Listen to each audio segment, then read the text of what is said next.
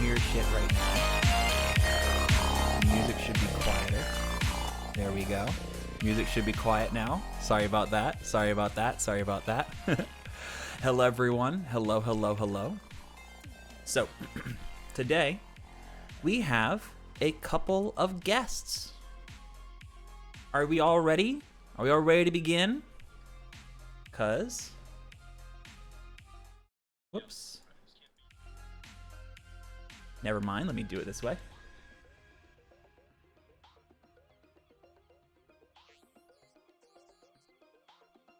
This needs to go away. Hold on. Perfect. All right. Hello, everyone. We are live.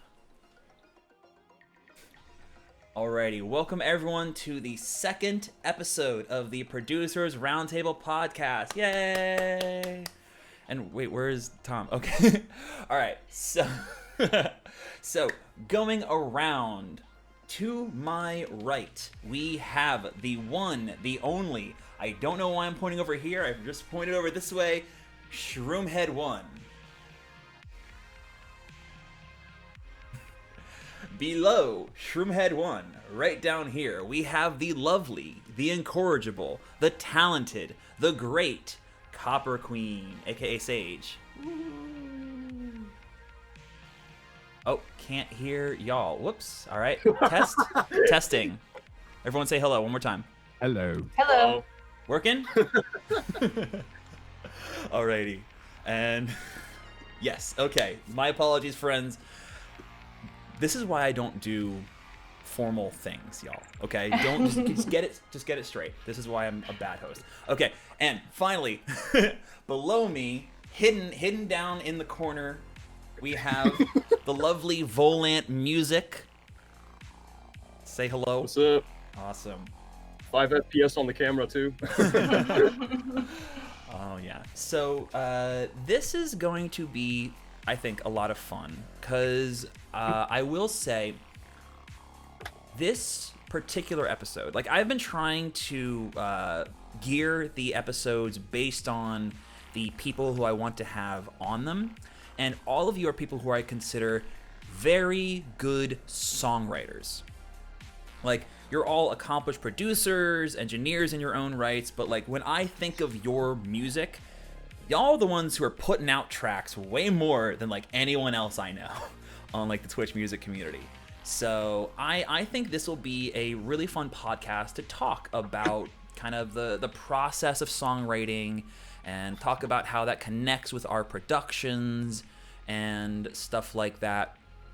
So I guess I wanted to just get started by getting everyone's opinions on, what do you think songwriting means? And do you think that there is a separation between the songwriting process and the production process? Or are you more like, it's all one and the same? And this is open. Whoever wants to start can just go ahead and we can all just take turns or just talk over one another.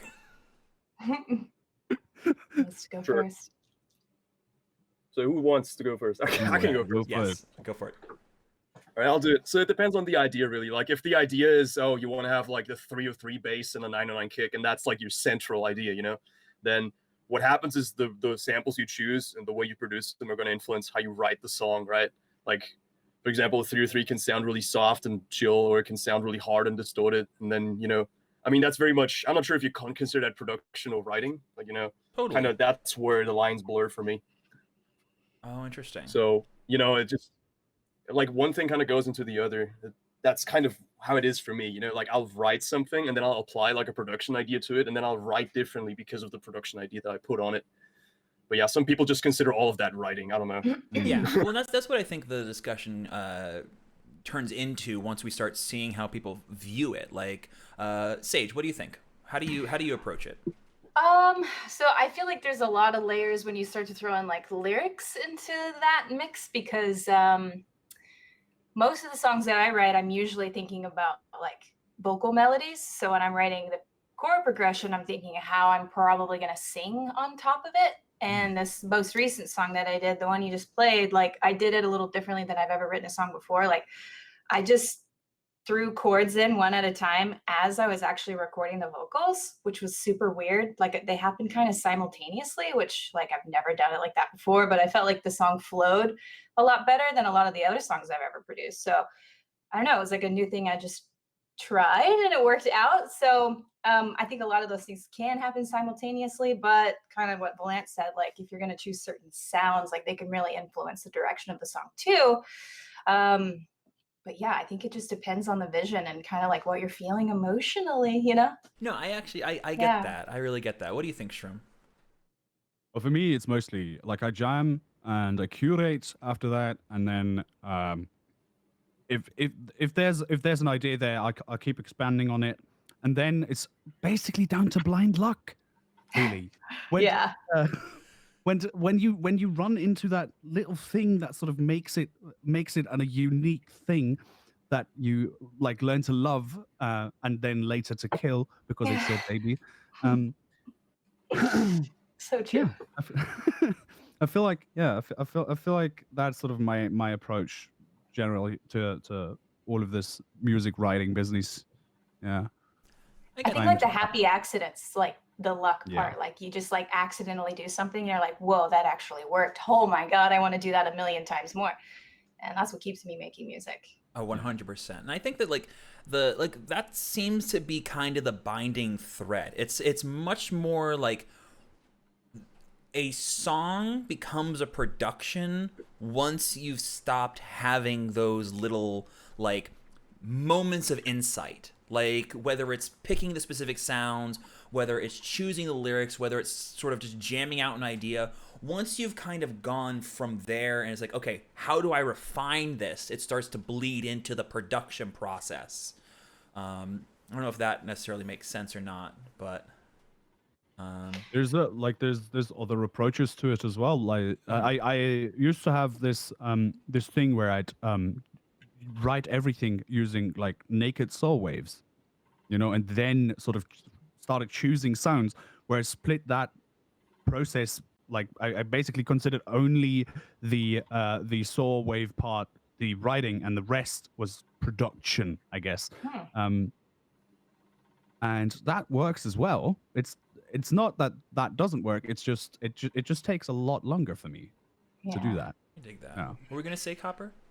Well, I kind of view it a little bit as just like speed too, and like how much time you decide to actually spend on certain aspects of a song. And like for a long time, it took like I think the whole like last year, like I was just refining my process and just getting quicker at producing, because like I would have these ideas so fast, but like I could not move my mouse quick enough to like move on to the next thing. And then I was just left with just like so many projects that I would never finish. But I feel like that was really essential to like my skills and like techniques that I would pick up, just like learning how to work quickly, but a lot more efficiently at the same time.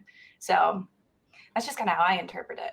Oh yeah. I mean, I'm kind of curious, kind of just to piggyback on that, like how much does speed factor into your songwriting? Like, do you find yourself, and this is an open question to everyone, like, do you find yourself meditating on certain ideas, or is it like, kind of like you're saying, like, if I am not working fast enough for the idea to go from my brain to the DAW, I lose it? That's how I am. Yeah, I've got like two phases when it comes to that. The first phase is I just rush everything, just get it down as quickly as possible, even if it sounds like really bad. I'm just like, yeah, this is the best thing ever. And then I show it to a bunch of people and they're like, yeah, this sucks. And then I'm like, okay, well, I guess I got to produce it now so that everyone else likes it as much as I do. It's kind of frustrating sometimes. But yeah, that's what I do. See that? What do you think, Shroom? Well, for me, it's like I tend to do the same thing that Tom does with the rushing. A lot as well. I'm sitting on so many tunes that are at the I'm done writing now. I need to mix and produce and whatever. Like, and I have a lot of that, which is why I'm currently sort of trying to optimize my process to incorporate the production part of it more before I actually drop something and put it on ice or wait for a release for it or whatever, because that seems to be a bit lacking for me at the moment. Oh, for sure. I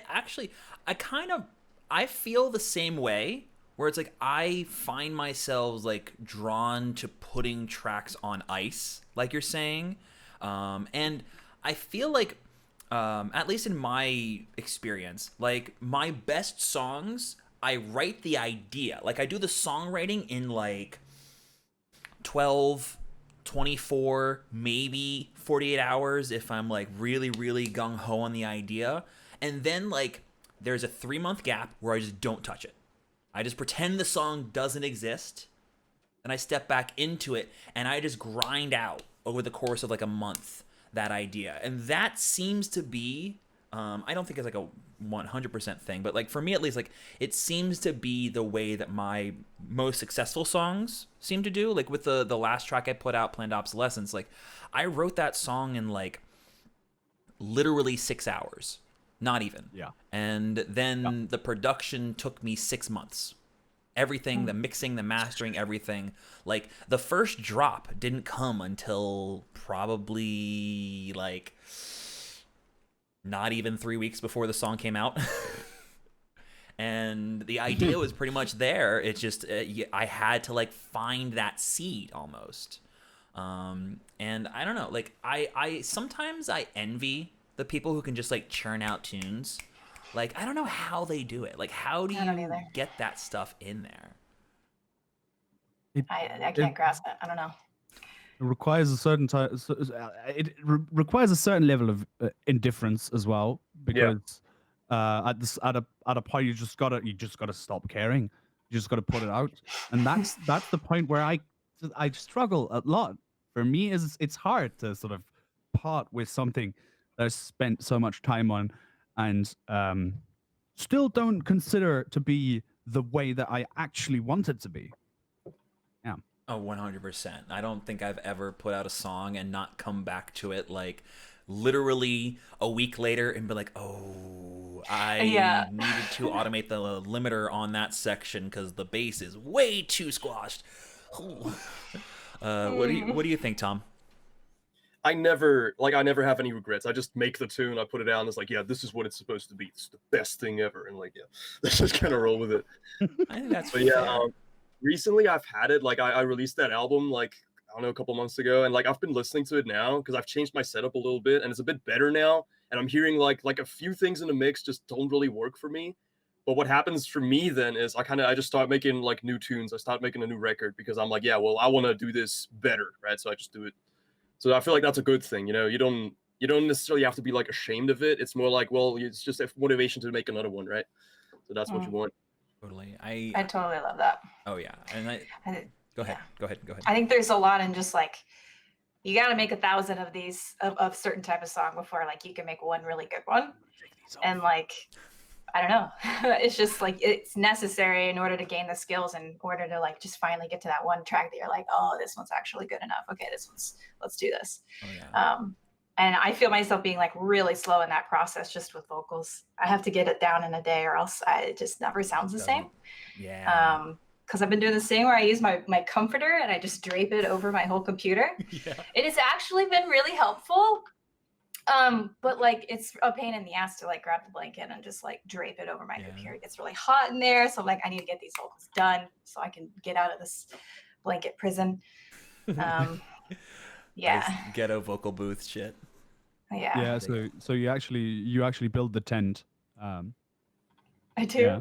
I built it. And I have a vocal booth too, but there's a corner so close and it just wrecks it adds a lot of reflection. So the comforter has been working, but I got to do it all at once. It takes time.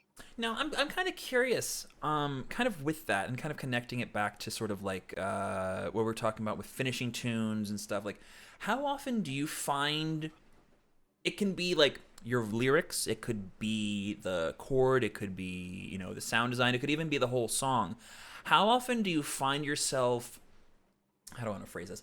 How often do you find yourself deciding it should be done and deciding I just need to put this out and move on? Like, how often do you find yourself on that divide? Like, do you find yourself more like surrendering or completing, I guess, if I want to sum it up? I think for me, like, okay, so the past year or so, it's basically just been like, because I've made like 2 albums, right? So every time I'm like, okay, I need to have this album out before December, or it has to be out before April or before May or something like that. And then basically like 1 month before it's supposed to be out, I panic and I just like finish everything as quickly as possible and try to like make sure it's good.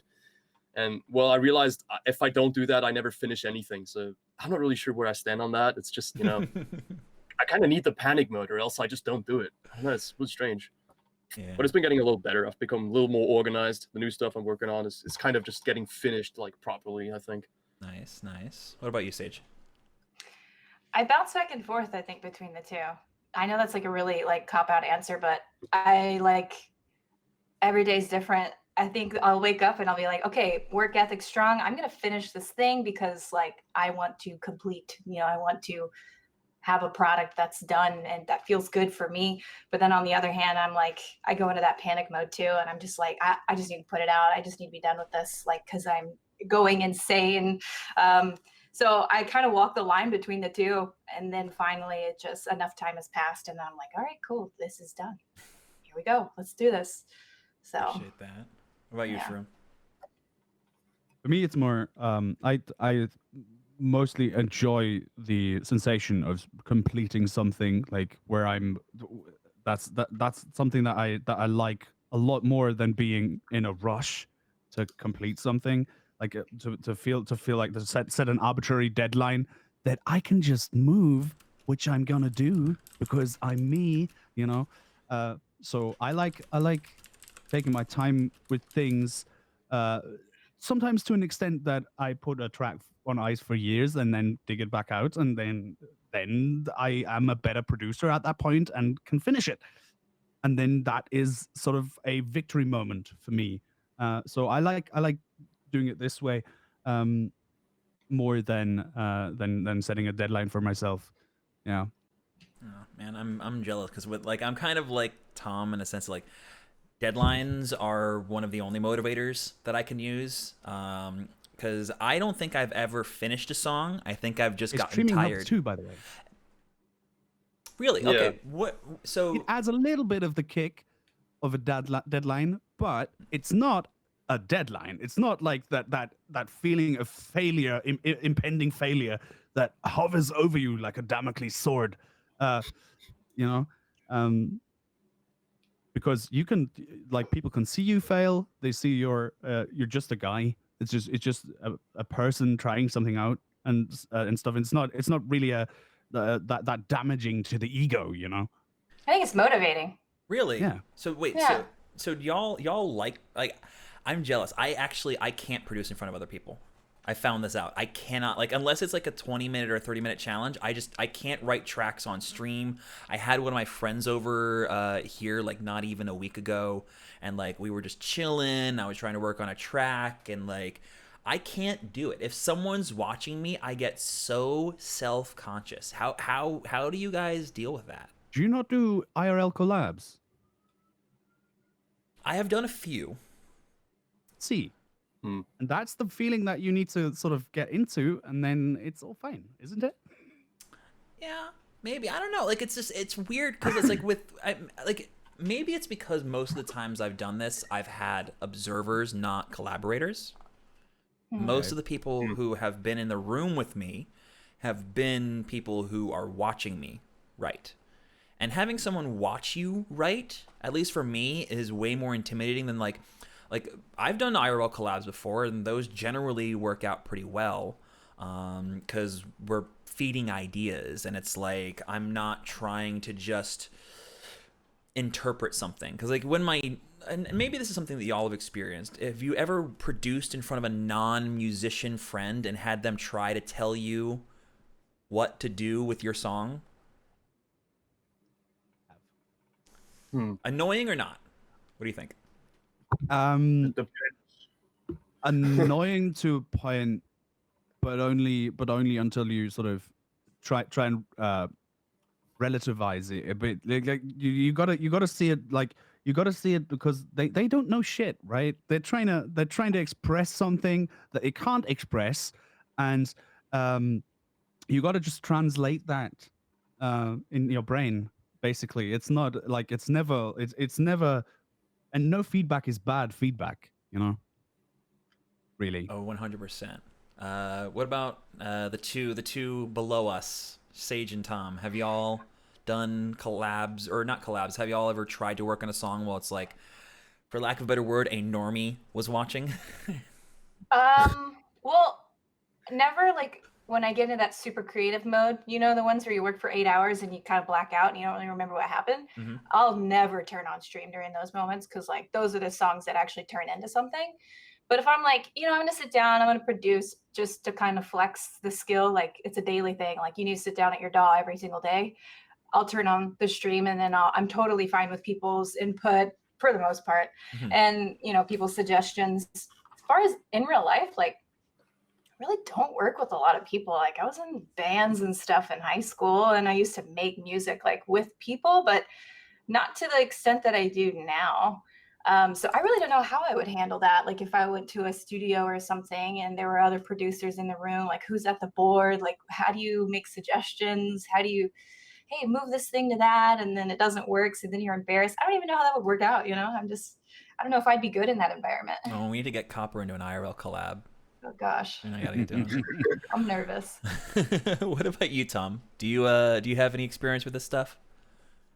Yeah, I actually have like a lot of experience. So there's usually like I don't really have like normies around much, but when I do, they usually just don't say anything, or I just don't work because like I don't really want to bore them, right? Like I'll usually have someone over, they're like a guest, so I don't really want to bore him with my music stuff. Yeah. But so for example, like I've had collabs where literally the other person is sitting behind me on the couch and just telling me what to do, and I just do it, and it just works because, you know, I can do the thing, and he's smart, so he's like, yeah, I'll do this, do that, and then the song actually just turns out great. Yeah. So yeah, I think my best experience, by the way, just like producing on stream, was when I did All Nighter, because I started streaming. Like I got home from work, I do like a lot of wood chopping kind of work, like lumberjack, and then I got home and I was really tired. I made like a big pot of coffee and just started working on that song, and I streamed for like 9 hours. There were a lot of people watching, and like a lot of people were kind of just watching me, you know, mess around with this song. I mean, I don't even like the song I did. I just loved making it on stream. It was really fun. So yeah. That's awesome. Guess I need like a good incentive to really push hard. Like the 24-hour challenge thing made me want to push as hard as possible and make something really sick. So it was a fun stream. Yeah. I mean, I think challenges are in general like a really, really useful skill. And I actually I think it's really cool that Twitch music has started to go in on that. And you can find such a diverse amount of challenges these days. Like, I remember when the challenges were just like, all right, let's go into a cymatic sample pack or onto Splice and grab a sample, and then everyone flips it. Now you have sample challenges. You have, like, the blind collabs that Wid does, like those little sound design things that Wid and I do. I saw, like, last night, Panic has been doing, like, ciphers for rapping. The mood boards are fun. Oh, mood boards, yeah. Yeah. Like, there's so many different ways to do this that I actually wonder, like, have y'all started to do this in your regular productions? Hey, do you challenge yourself? Do you play little games? Because I certainly play a lot of games with myself when I am in the DAW and I don't feel inspired. Like, it's like, okay, I have this kick sample. What can this kick sample turn into? How many sounds can I make using only random modulations? What sort of exercise can I play? Do y'all find similar things, or is it more like it's just a fun way to interact with the Twitch community? Pretty much every single song that I make is some kind of challenge or some kind of game, because I realized I can make like the normal, you know, trap beats and whatever. I can try making that, but actually I just have a lot of fun when I set up some really weird limitation. Like, on my last album, I had like this song, what was it called? I don't even remember what it was called. Golden Age, yeah. So like, that was kind of like, okay, just pick like the most random drum machines ever from your 500,000 drum machine collection, like ones that have never been used in anything, and then just like try to make something with that. And I actually made like a pretty sick song. So yeah, but yeah, one problem with that is the listener doesn't really know that, so they just think you're a weirdo when you make that kind of music. True. But yeah. Who wants to go next? Yeah. I guess like I do these sort of limitations breed creativity things all the time. I've made 2 whole songs out of just one sample. You know, it's a thing. It's a thing that I like doing because it forces me to do things differently than I normally would, and that's when you're in when you're in a rut that produces new songs basically for free, for me.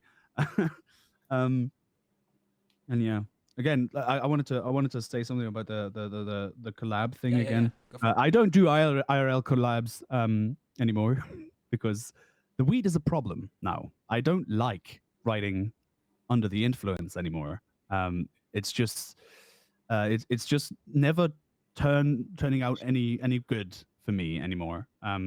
So yeah, and that's generally when you're doing this sort of IRL collab, it's a thing that happens, you know. Dude, Yeah. I've Makes never been sense. able to write anything when I was high ever. Yeah. Zero. I have no song where I was high. I just can't do it. It's so bad. I'm the opposite. I don't Yeah. know. I don't do it all the Really? time, but like when I'm in that space and I'm just like, I don't know, I only really smoke weed when I'm just anxiety is through the roof. And so when I do that, then I can just kind of like chill, you know, just kind of let go. But it doesn't happen very often. Oh yeah. But yeah, No, I get I can do it. I mean, I feel like, excuse me, speaking of, everyone has their own perspectives on influencing substances. And I get that.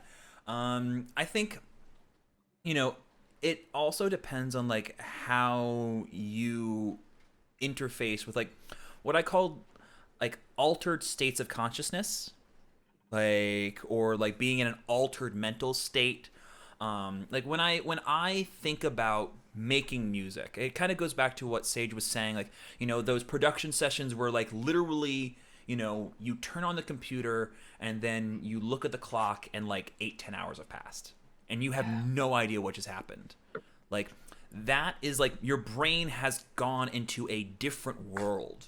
It's out of where you're usually experiencing reality. And I find that like taking any sort of intoxicating substance, whether you know, pedestrian or more mind altering in its own ways, is something where like your brain is accepting different patterns.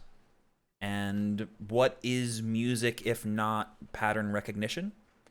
And I think that if you find pattern recognition to be difficult when you're inebriated in some way, like I can totally see how it's just like it's just a nightmare to walk through that. But I don't know. I love jamming when I'm high, or let's say higher. It's like that's the thing. Like when I can just like play my instruments, it's very like it's again another limitation that breeds creativity when I'm limited to the keys. You know, I'm basically able to explore very like in a very linear fashion almost what's happening to my body and my consciousness. Whereas when I'm sort of trying to make a song, it kind of gets worky, you know. Yeah. And that's not what I'm after when I partake. So yeah. I think my biggest thing is just focus. Like I mean, yeah, focus is a tough thing for me just day to day and generally. And so sometimes like being under the influence can really heighten that, so it can make it worse, or it can make it really, it can help remedy it at the same time. It just depends on my mood, which is super weird. So like if I sit down at my DAW and I'm like, oh, okay, what was that one thing I heard, you know, a couple days ago? I'm going to try and recreate that sound. And the next thing you know, I'm like, I've been on YouTube for an hour looking at like tutorials about how to make like choose better kick samples, which I learned something valuable, then I got nothing done. But it just depends on the mood, you know? So Now, I actually kind of want to pivot a little bit on that, because like talking about emotions, it does kind of connect with like mind altering substances, because when you're in one of those altered mental states, your emotions are going to be all out of whack. So like, do you find yourself writing music that connects with how you're feeling emotionally, or do you write things that contrast with your emotions? Sage, you seem very, very responsive to this. Either it's what I'm asking, or it's all the Volant mouths in chat right now. So Oh, God. either way, you're on the spot. What's your answer? Well, I mean, you guys, I'd be singing songs and stuff. I'd be writing lyrics about all types of stuff. But yeah, totally. It is a direct reflection of like emotions that I feel, and they're pretty raw and vulnerable and weird and girly. So yeah, I say fuck yeah. Direct connection. What about the other two? Who wants to go first? Oh, You want to just start this one, Tom? wait, me? Sure. Yes. Okay, so I don't really do drugs, so I can't comment on that part. But as for the what the heck did I just do? Sorry. For the whole like. It sounded like you were gonna say, I don't really feel emotion, so. I don't really. I am a robot. I make synthwave and nothing else. I have no soul. Okay, seriously though.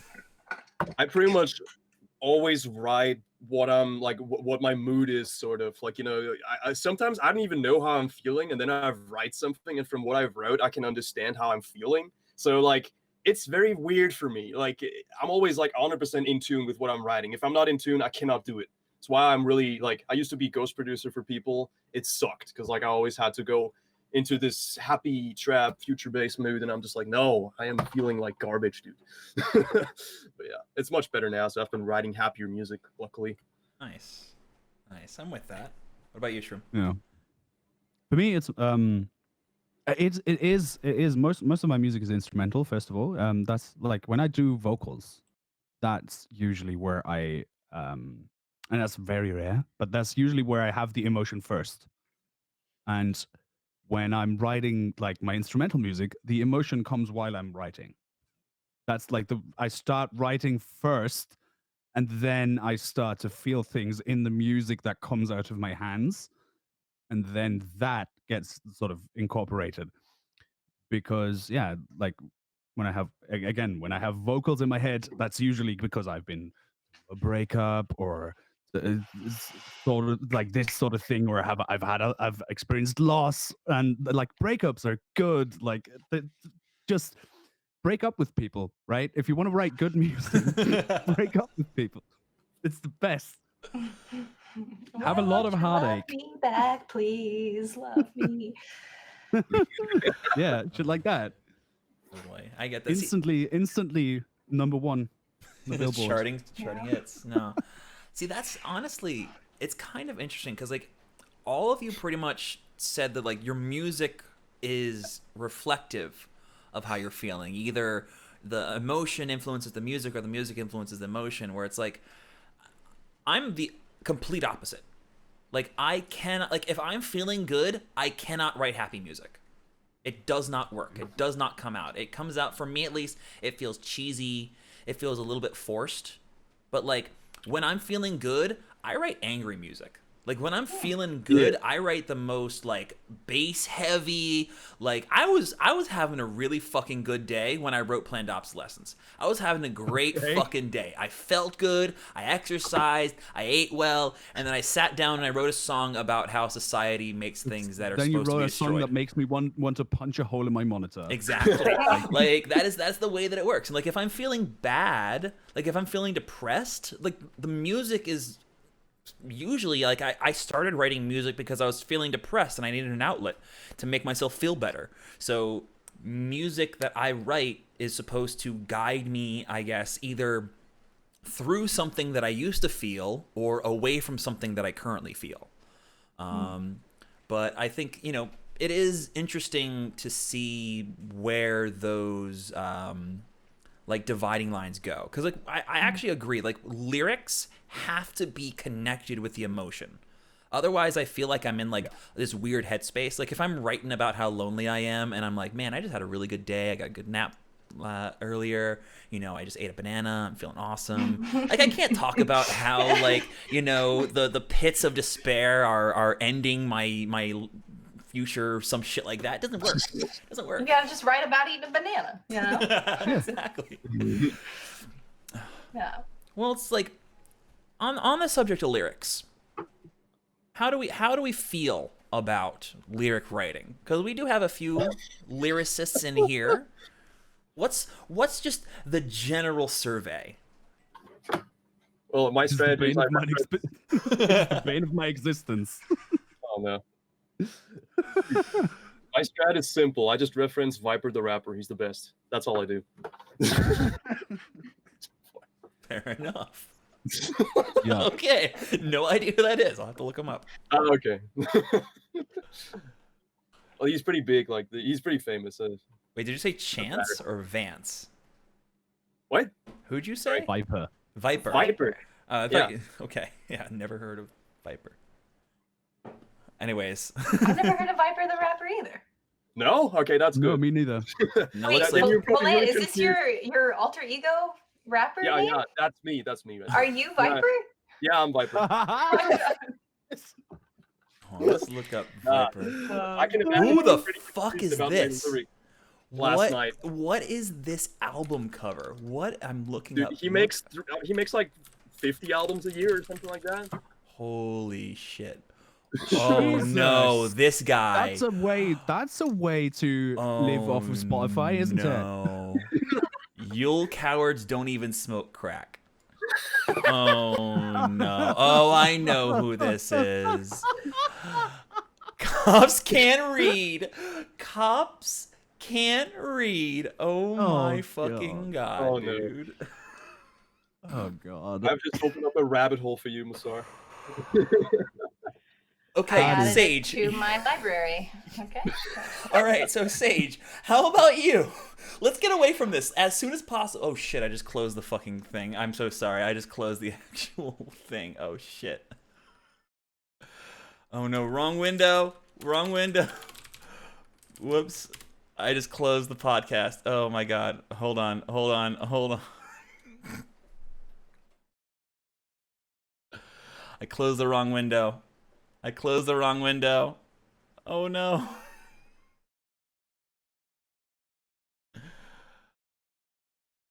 I closed the wrong window. Wait. I think he. I closed the wrong coming back. window. Here we are. There he is. I meant to What's close up? Viper. I'm There we so are. sorry. It's okay. All right. Sorry. Okay. You want to go ahead, Sage? Okay, what was the question again? Lyrics. How do you Lyric writing. feel about Oh, lyrics and stuff Just like like that? how do I write lyrics? Or? Yeah. Yeah. Well, I'll usually start with like words that I like. I'll choose like 3 words. Words are a good place to start usually. Just yeah. 3. So it's usually that's what I was gonna say. Yeah. Well, I mean, just like I'll just pick 3 emotions maybe that I'm feeling, and I'll give them a word. So like I'm feeling down, or I'm feeling sad, or I'm feeling like heartbroken, whatever. Mhm. And then I'll just kind of associate those things with emotions that I may be feeling, or experiences, or maybe something I would want to say to someone. And then I'll just kind of thread that into a melody. So like for me, like my lyrics and my vocal melodies go hand in hand. Like I can't just like type up lyrics and then sing them. Like I have to be like singing them while I'm Yeah. putting the words together. Does that make sense? Mhm. So like that's how it works for me. Do So you make sure it's singable. Mhm. Oh yeah. Well, kind of on that, do you find yourself ever thinking about, and this is going to be a weird way of phrasing it, the mouthfeel of the words? Oh, totally. It's because a lot of times it's not what you say, it's how you say it. Yeah, that's what I've noticed. Like, And the mouthfeel can change how you pronounce certain things. Like I have a bit of a twang to my voice because I grew up listening to like country music. And so I can pronounce things a little bit differently by like flexing that twang a little bit and just by making my mouth move differently, I guess. I don't know. oh, I'll explain okay. it. I get that. Well, it's like, it's funny because I had someone ask about lyrics on an earlier stream, and I don't consider myself a lyricist. I don't consider myself that good at writing lyrics. I like writing poetry, but I'm shit at it. So like the advice that I always give in terms of what I understand is like it's really more about how you like convey the story than about whether you're making like proper like grammatical sense or whether you're making like the correct pronunciation of the words, because you're trying to create like a setting. You're trying to create a world. Mm. Does that make sense, or do you find that? I think that makes perfect sense. I try not to think too hard on it though. I try to like be a good storyteller, yes. But in a certain sense, I know that like sometimes I'm just gonna like say things and it's not gonna make sense and no one's gonna get it. But that's okay too. I Because get that. sometimes it can just sound good and that's what people like too, and that's what I like. So I think there's a bit of both in there. I'm with that. Yeah. So, You know, what it's about? for like Yeah, go ahead. yeah. For me, it's like actually like the real response is, I when I write lyrics, I feel like I feel like a guy who's trying to draw a pretty picture, but has only ever learned to make floor plans. You know, that's like that's like how I feel. I'm sort of over technicalizing everything, and yeah, I try and relate it to like the experience that made me feel the way I felt, uh, that made me sort of want to come up with lyrics in the first place, and try and obscure that to a point where it could like I would try and make it as vague as possible, uh, with words that are singable. Basically, that's the way I do it at the moment. But I'm sure I can absolutely improve on that.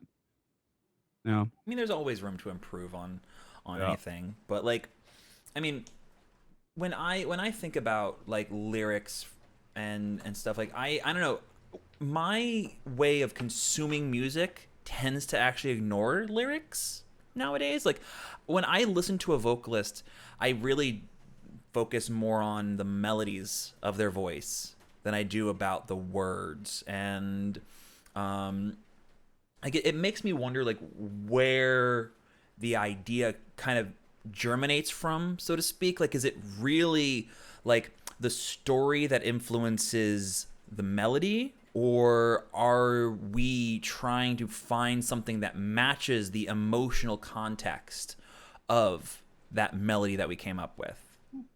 Because like I'm like I said, I'm not a lyricist. I don't really write a lot of vocals, but like when I'm writing music, when I'm thinking about my melodies, like I care very very strongly about the emotional affect of like, you know, a certain leap or like a certain chromatic motion, like that really determines what I'm doing. And I've actually started experimenting more and more these days with like writing melodies without chords. And I have actually found that it's kind of nice, like to think about the music in terms of just like, what is the emotion that this sequence of pitches makes? What do y'all feel about that? I think Well- Nothing? practice is a big one. Like I think and ability at the same time too. Like I'm not a strong singer. Like I don't really feel super confident in it, like in my range to like be able to sing really high versus really low. And so like when you're kind of within that, like you can only get so far like with your own voice without having to just slam auto tune on everything. But also you have to do like, you know, 10 songs with lyrics and singing until you make that one that's actually decent. So I think practice is like another thing that's super important to like flexing that skill. Oh yeah, absolutely. Yeah. What Yeah, about? dude, Go I'll ahead. tell you what, I cannot write any lyrics. I cannot like I just don't really have it. I don't know why. I just every time I write something down and I'm like singing it, I feel like so ridiculous. I feel so stupid. But so like what happened like this morning, so I don't know who this he's a friend of Nexy. He was doing a cipher on Twitch, so that means like he was giving us all like 30 minutes to record 8 bars of vocals, and then Sage was like, yo, just do it, it's gonna be funny or whatever. And then I was like, okay, well, I guess I'm just gonna do something. And yeah, it was pretty poor, it was pretty bad, but I feel like, you know, maybe if I just force myself to do it, it'll get better. But yeah, I don't know. So because of that though, I kind of tend to pay more attention to the background of my songs and not really too much the top line or the vocal or whatever. It's weird. Like even when I listen to songs, I cannot hear a top line, I cannot hear the vocal. I don't really notice it. I just focus on the background. It's very strange. I don't know if anyone else has this. I think it's maybe just me. I don't know. Yeah, I mean, I get where you're coming from for sure. Though I think it makes me want to know like how did everyone here like get started with music? Like was there an instrument that you were drawn to, or was there a certain styling that you were drawn to? Because I feel like that actually kind of hints at what we are most interested in. Like I actually grew up with a lot of like vocal music and a lot of piano, and I was drawn as I got older towards like very lyrical melodies. Even when I don't write music that is vocal oriented, I try to write melodies that remind me of the human voice, and I can personally start to connect that back with what I grew up with. And I'm curious, like did you grow up listening to like church music, or did you involve yourself in church music? Did you find yourself leaning towards certain instruments or certain genres? And I guess we can start with Shroom and then just go clockwise. So I was pretty fortunate to have my parents were relatively interested in sort of in music when I was young. They're still interested in music, but I don't know, like the horizon hasn't broadened in the last 20 years.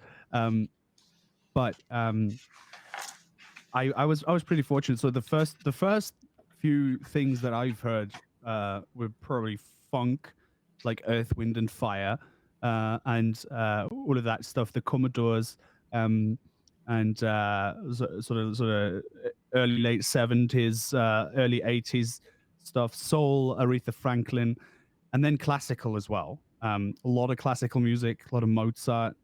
So that which is a great starting point, because that's basically the key to all classical music. So yeah, I had a very musical upbringing, which made me gravitate towards the piano like naturally, and I expressed interest at like 5 years old, I guess, and then I've been playing ever since.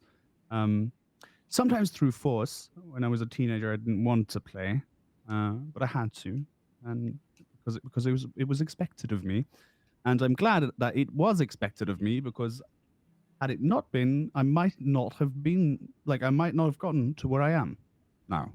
Yeah. Get that. Respect Not that. that. What about you? Well, so upbringing and just like exposure to music, I feel like my parents did pretty good. Like they had some pretty decent taste in music, but I was born in 92. So, whatever was on the radio during that period of time, which was just like, oh, everything. I think I can distinctly remember listening to Waterfalls by TLC as a kid, and just like singing that song. Like that feels like one of the first songs that I just That is a memorized, and I would beautiful sing song. it all the time. So like lyrically and melodically, it's like a really amazing song. So I would just sing what I would hear all the time. And then I was in choir from like 5th grade until I was a senior in high school. So that was a pretty big influence, I think, on the way that I sing, and just, I guess, my music theory knowledge kind of started there. And then throughout that time, like I picked up guitar, and fortunately my parents like were fostered that sort of interest, and allowed me to do lessons, and I've never really put guitar down since. But yeah, that's kind of where I came from. Well, that's cool. I mean, it's cool because like for both of these, it makes sense. Like where what you started with directly connects with what you're making right now. So with Volant, with Tom, like you had a bit of a different response. So I'm curious, like what was your upbringing with it? Like how did you get to where you are in terms of like your music? Do you think that affects why you're drawn towards certain things? Yeah, so there's like two things that happened for me. So my parents were never really around. So what happened was we just kind of left the radio on so that I wouldn't feel so lonely, because I spent the entire day basically being alone when I get home from school, and then so I would hear that like in the background. I guess I would never really focus on it, but I would sort of hear the chords and stuff from like all that 80s and 90s pop music, because we only had like that station that was like playing oldies kind of music. And then uh I also like I've been playing like I kind of got lost in the whole PlayStation. Like I had like a PlayStation because like we didn't have anything else. I had like a Sony PlayStation, right? So I was playing these games a lot. And what I didn't know at the time was they were heavily trying to market the PlayStation to like the club scene. Like there would be like a club in the UK and they would have like a PlayStation corner set up to market their the console, which is insane. So what they did for the games was they actually hired producers to make clubby sounding music, like Chemical Brothers influenced music and stuff like that. Like Wipeout and Gran Turismo, and all those like games had like really electronic and industrial music, right? So I would consume that all the time, and so my taste would kind of shape itself around like that older pop music and this background video game music, which probably explains why I don't pay attention to top lines and lead lines because my experience with music is mostly background music. That's what I've learned, you know. But the cool thing is now I can suddenly produce all this like rave sounding music without ever having studied it in any great detail because like I just have that PlayStation in my head all the time. Like, you know, I'm never gonna get rid of that. I'm always gonna be stuck on the PlayStation. Pretty much that's what it's gonna be until I die. It's just gonna be me. Yeah, I mean But yeah. that's actually it's kind of really interesting because like with video game music especially, that stuff is typically meant to take a subservient role to things like dialogue. So like the kind of the bias away from melodies and top lines and stuff kind of really shines through there. And it's like for me at least, that I think speaks to how, you know, the music that we consume passively is almost as important, if not more important sometimes, than the music that we like actively consume. Because like I personally listen to a shit ton of like metalcore from like the mid to late 2000s, like friggin', you know, Architects and Atreyu, which is kind of not really metalcore anymore. Atreyu. Yeah, I was about to say. Friggin' Like Atreyu. Norma Jean, As I Lay Dying, like all these like really aggressive, like either screamy metal adjacent or like hardcore adjacent kind of bands. But like I've never made that stuff ever. Like I love listening to that shit, but like honestly, when I look at the music that I listen to passively, like the stuff that I listened to when I went to raves, or the stuff that I listened to when I was going to shows with friends, or, you know, the stuff that would be on when I was like driving down the interstate in my car, like that's the music I make. The music that I make is like house, techno, dubstep, stuff that's like all the things that are just like bubbling around in the back of my head that I've collected over years. And like I sometimes I wonder why that's the case. Like, do you think that like you, and this is like the general you, do you think you're more drawn towards like the music you listen to, or kind of the music that you just live in, for lack of a better word? Hmm. I know it's kind of open-ended. I apologize. Yeah, I guess I'll start this one. So, for me, obviously video games have played a huge role in my upbringing, and these classic video games still do play a role now because I can't forget those things that I've heard ever. And I guess that is sort of one of the basic pillars of it. But then also the music that I listen to for pleasure is mostly currently is literally all synthwave.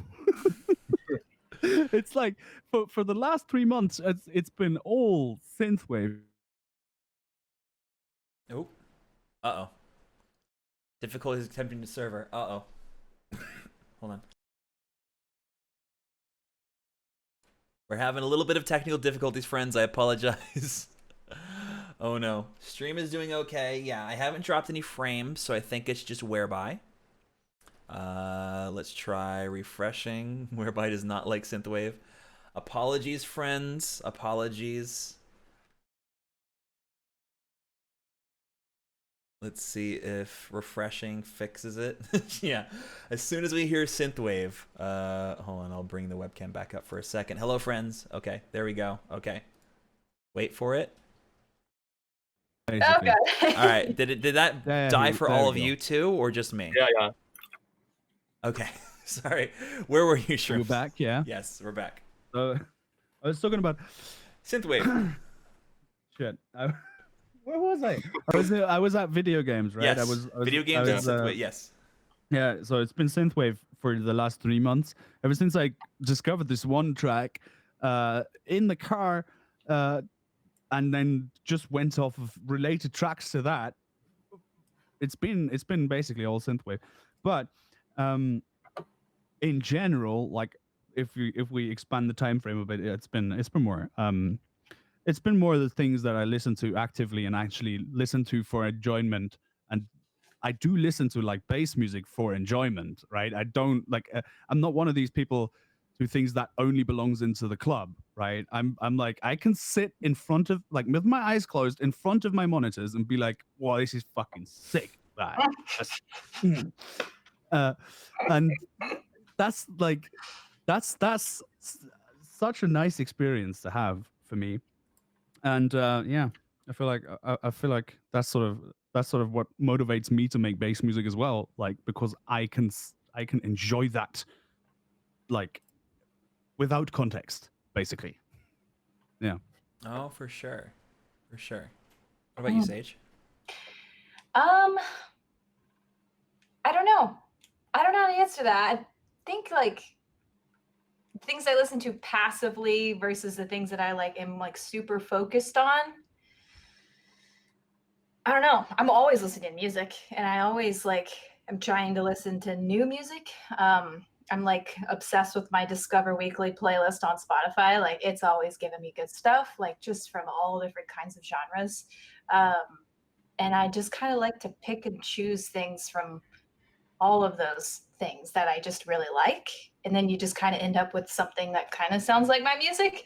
But I do think there is something when you listen passively to something, like if I just throw like the playlist on and I'm like cleaning my house or whatever, and you're not really focused on it, you're just kind of hearing it in the background. Like you do pick up things, like your brain just hears things differently whenever you're not like just actively listening. And so I think just listen to music all the time, but listen to things that you wouldn't normally, and just like have an open mind to just all different styles all the time, because like that is just the love of music, you know, not even just making it. Absolutely. Kind of taking influences, and kind of like what Lupico was saying in chat, like, you know, the human mind's ability to find patterns, and like kind of the difference between like when you're searching for patterns and when you're just sort of like letting them filter through. I think is a big part of it. And Volant, we talked a little bit. That's kind of how we got started on it for you. But like, what do you think? Like, do you find yourself writing music that you actively listen to, or do you find yourself not listening to synthwave all the time?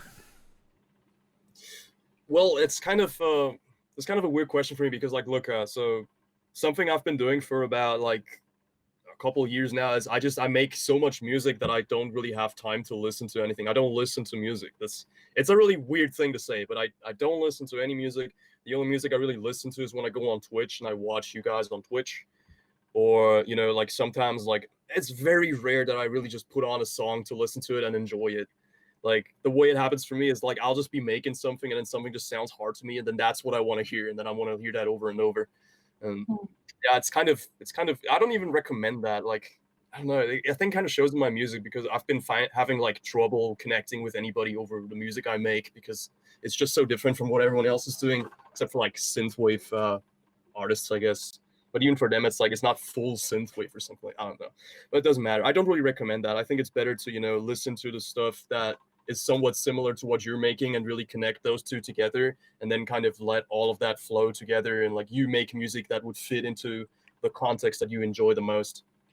But yeah, I think a bit of a balance of both is necessary though, because I have a lot of friends who say they constantly listen to music, and they also, like, pretty much most of the time they feel creatively blocked, and I think that might also be the sensory overload, you know. I think you have to, you know, wait, I kind of lost it there. I think you have to find a balance between like getting inspired and like being sensory overloaded. You have to like find your median where it works for you, you know. So for me, that might be very little exposure, and for Sage, that might be like a lot of exposure to music. So yeah, depends on the person, I guess. Yeah, well, that actually, I think that's kind of interesting, because like Funk Mind is saying, like there are kind of like these two differing schools of thought, where it's like there are the producers who just like they just stop listening to music because all they're doing is writing music, and then you have the people who it's like they pretty much all they do when they're not in the studio is consume music.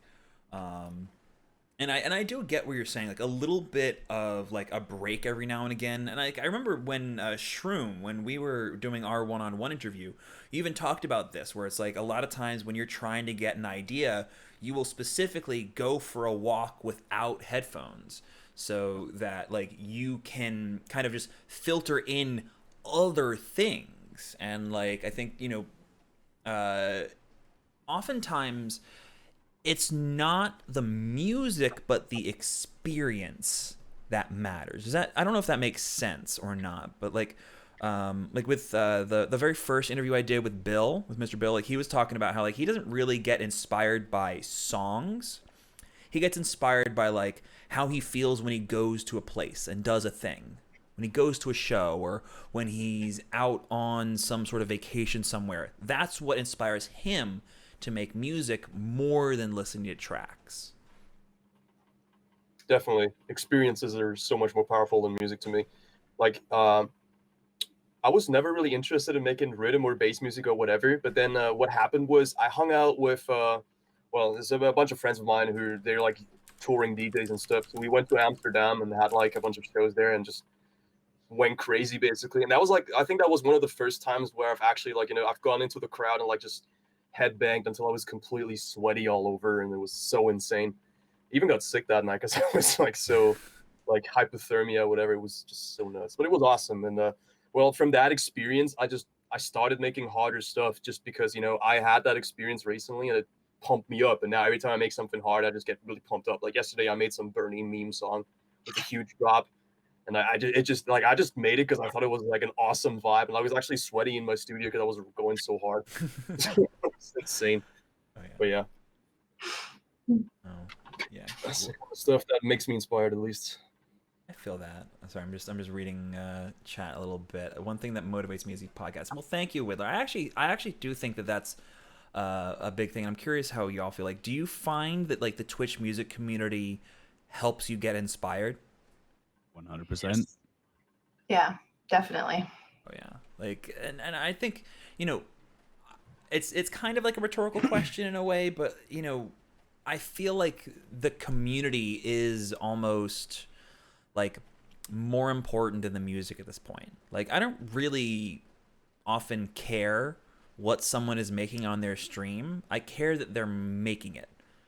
Just period, end of statement. Like I care that there's someone making an idea and like putting themselves out there. And I think that that is at least for me, like it's inspiring because both I feel connected with this person. I feel like I can relate with this person.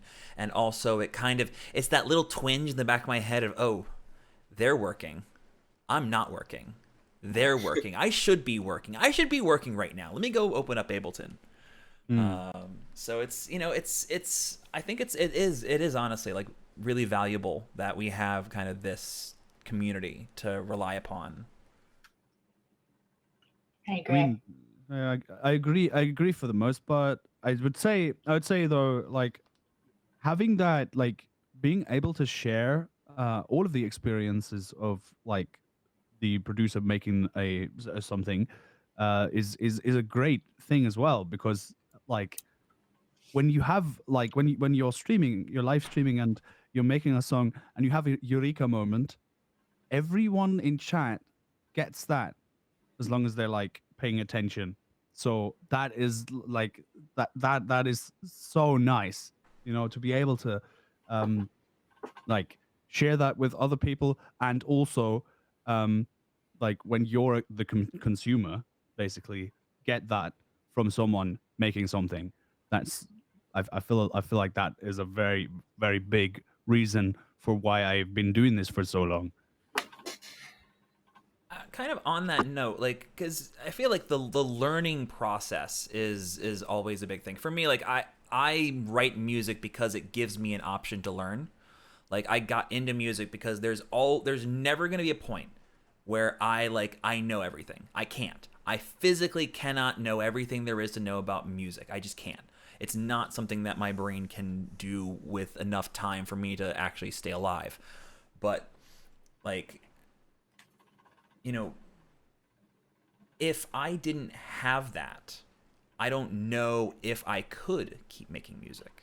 And it honestly, it makes me wonder, like, am I just sort of am I in music for the wrong reasons? Like, am I writing music because I want to learn, or do I want to learn so I can write music? And sometimes I wonder, like, does that even matter? That's a tough one. I know I think about weird shit. I apologize.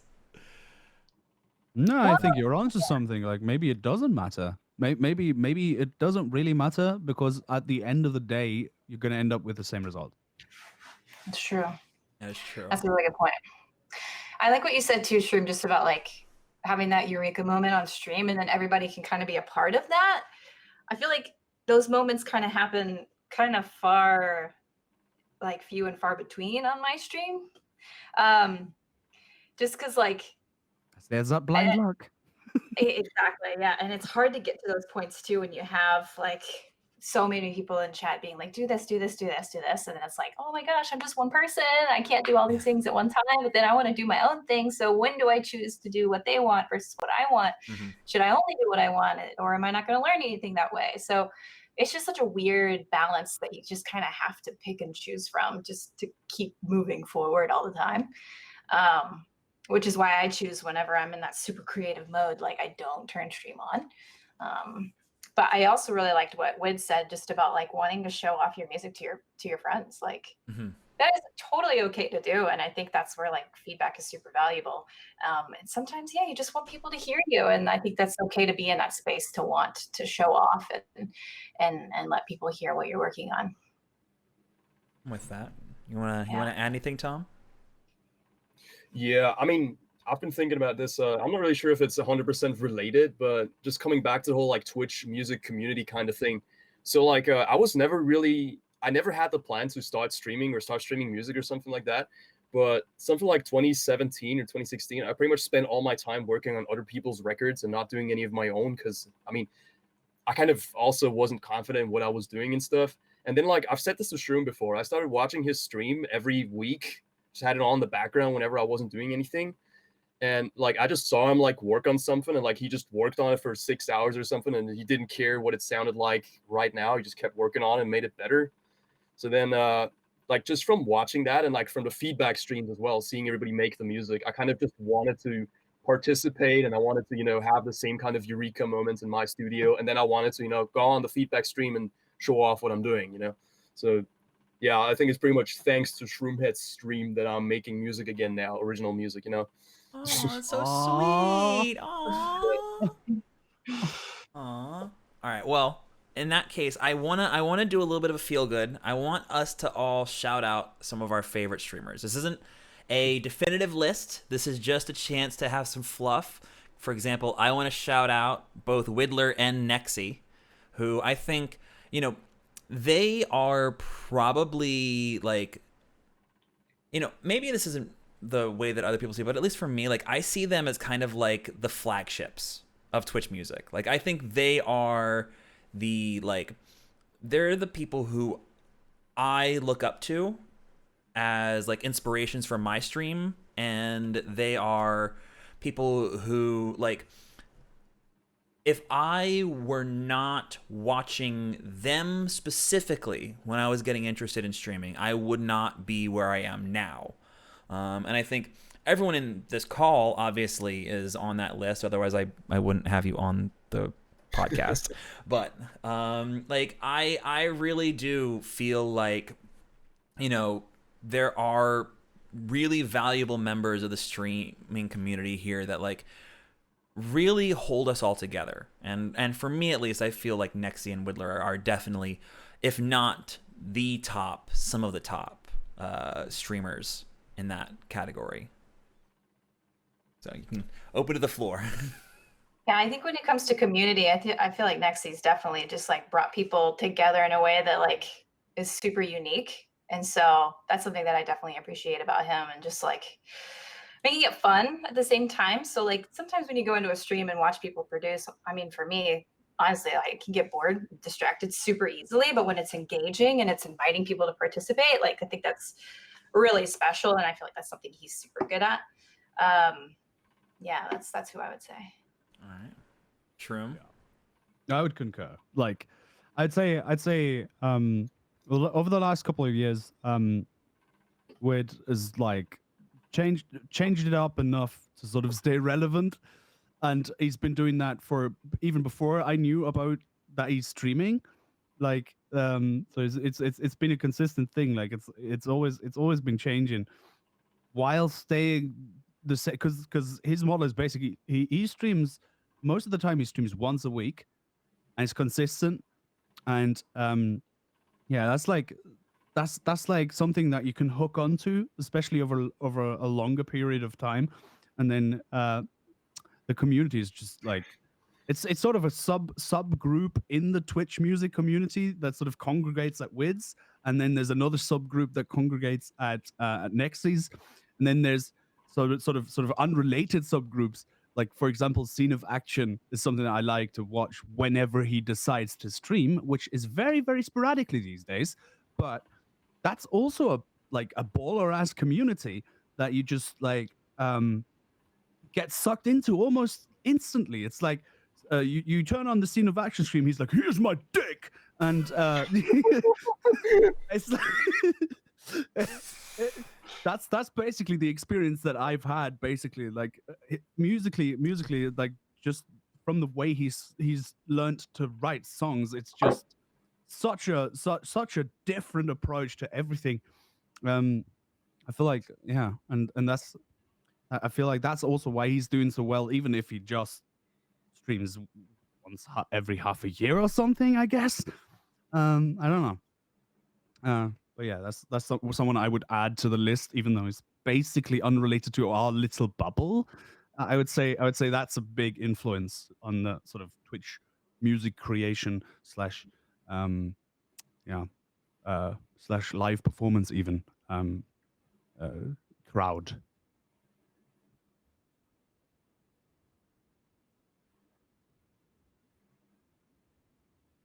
Oh yeah, Protostar. We need to shout out Protostar as well.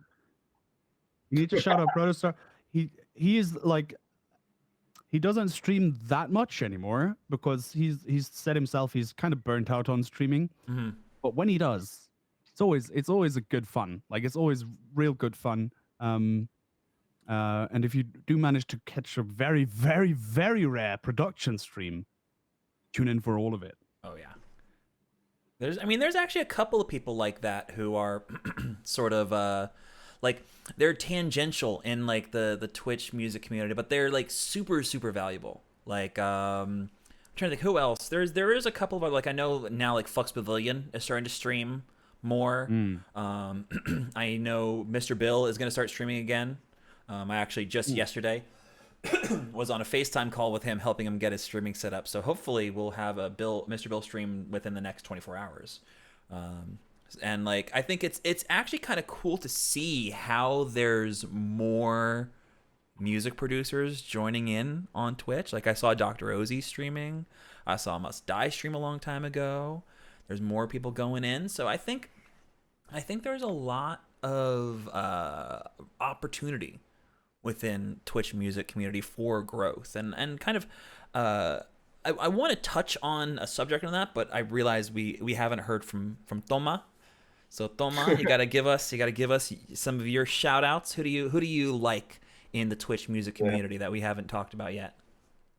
Well, obviously everyone we talked about, but also so I like to watch, this is just my personal taste, I really like watching the much smaller, quote unquote, streamers. For example, I love Drone Hands. Yeah. Oh, I love Drone Hands. Absolutely. You have no idea what you're getting into. Every time you click on it, it's something else, and it's like, whoa, okay. So like, actually, I saw him messing around with VCV Rack like 2 days ago, and yesterday what I did was I just opened up my stream and started messing with it myself, because I was like, yeah, I need to try this out. But yeah, I also like Seebeck music. Beck does good stuff, yeah. And good shit. Yeah, Jangosa. Django's in Jangoza chat. in Django. chat. Shout out Jangoza. Yeah, he's awesome. I've only seen him once, but he's awesome. I had to cut, like, I was watching him, and then I spilled coffee all over my laptop, so I had to cut it short. So. Oh no. This thing's fine. This thing has already had like a corona and like It's already had coronavirus. Jesus Christ, Thomas. Quarantine yourself. Quarantine yourself. Oh goodness. I had the laptop like Ruined brand new. yeah. Like, it was like maybe a couple months old. And I, like the first thing I do is put a corona inside. So dumb. Yeah, I mean, I think honestly, like, there are so many like smaller producers who don't get enough credit. Yeah, like the entire like Jazz. I don't like. I'll rip to Jazz Feezy, who got banned Aw. off of Twitch because his account got hacked by one of those. Hey, add more followers to your account by going to this website. Oh shit. Though, nothing ban evasion going out. But I will say there is a new Twitch stream called Brown Excellence. It's twitch.tv/Brown Excellence. I'll link it in chat. He seems like a pretty cool guy. I'm a Yeah, big fan. like- He Yeah, seems I pretty. would. Yeah, maybe. Sounds like that is a guy who knows what he's doing. Yeah, maybe go check out Brown Maybe Excellence. check that out. Maybe. Anyways, sorry. Is there anyone else that we wanted to shout out real quick? Carter, obviously. Yeah, Carter. Jim Forgot about that Pie. guy. Yeah. Mhm. Kagan, when he does stream, Yeah. Kagan is a really talented producer, and when he does stream, and he usually like he doesn't do this alone. He gets people, like he gets friends to sit around and sort of they banter and stuff. It's fun. It's quite fun to watch. Yes. Oh yeah. There's tons of really strong producers. But kind of the thing that I wanted to talk about kind of with this, like all the producers and especially all the smaller producers who in my opinion don't really have as much like attention as I think they deserve. Like there's a lot of really good producers who are not getting like any sort of like attention, and then I think they really do. But like with that, like what do you think we as a community should be doing to grow the community more, like both in terms of lifting up the smaller producers and also like expanding to other markets, so to speak, outside of just the Twitch music producer community? Because I have lots of ideas, but I wanna see what y'all are thinking. Let's start with Toma this time. Yeah, I'm hitting a blank. I have no idea what we could do because like I'm totally new to the stream as well. Like I've been streaming for maybe 10 months or something, like, and one thing I do is I kind of just stream and I just hang out in other people's streams. I don't really think much about like growth and such. So I don't know. This one I can't really say much, I guess. Oh, that's fair. That's fair. What about you, Sage?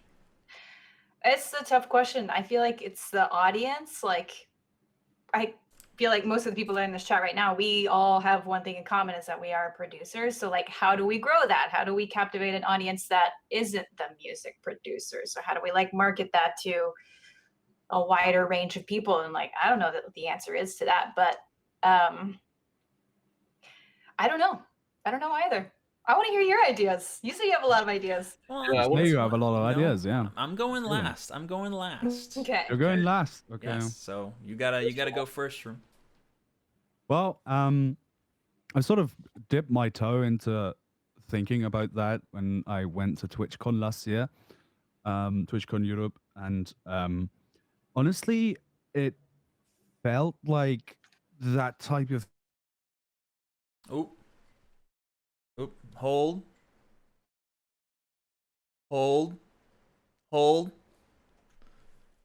No.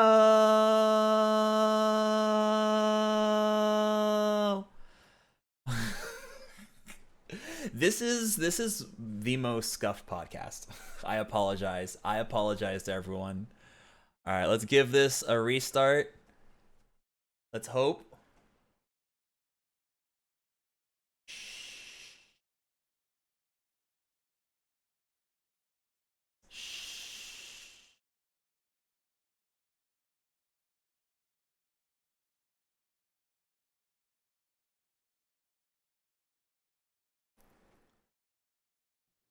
Okay, we'll get there.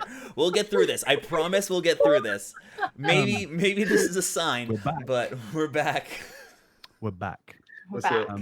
it. Sorry. What were you saying? I was saying, what's up? Tom is making jokes. Yeah. Yeah, funny. funny memes. Anyway, what was I talking about when it died again? How to grow, oh shit.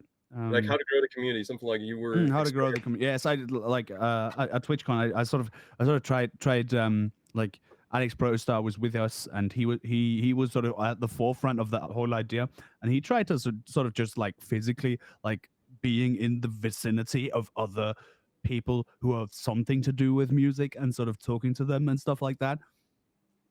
I found that a bit hard to do because I was hungover all of TwitchCon. And like I'm TwitchCon. just not that good at the networking kind of thing. Like I don't do that well. Like I find my personality doesn't lend itself to traditional networking, to professional networking like that.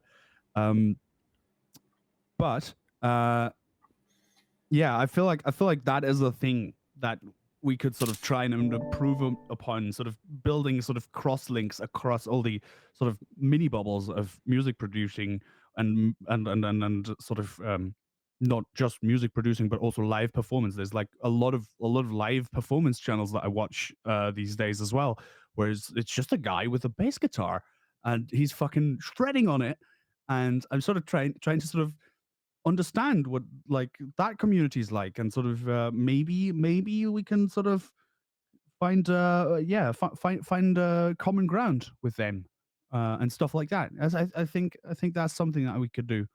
Yeah. Actually, you kind of hit the nail on the head, I think. And the reason why I save myself for last is because, yes, I do have a lot of ideas. Because for me, like, I want to grow Twitch music.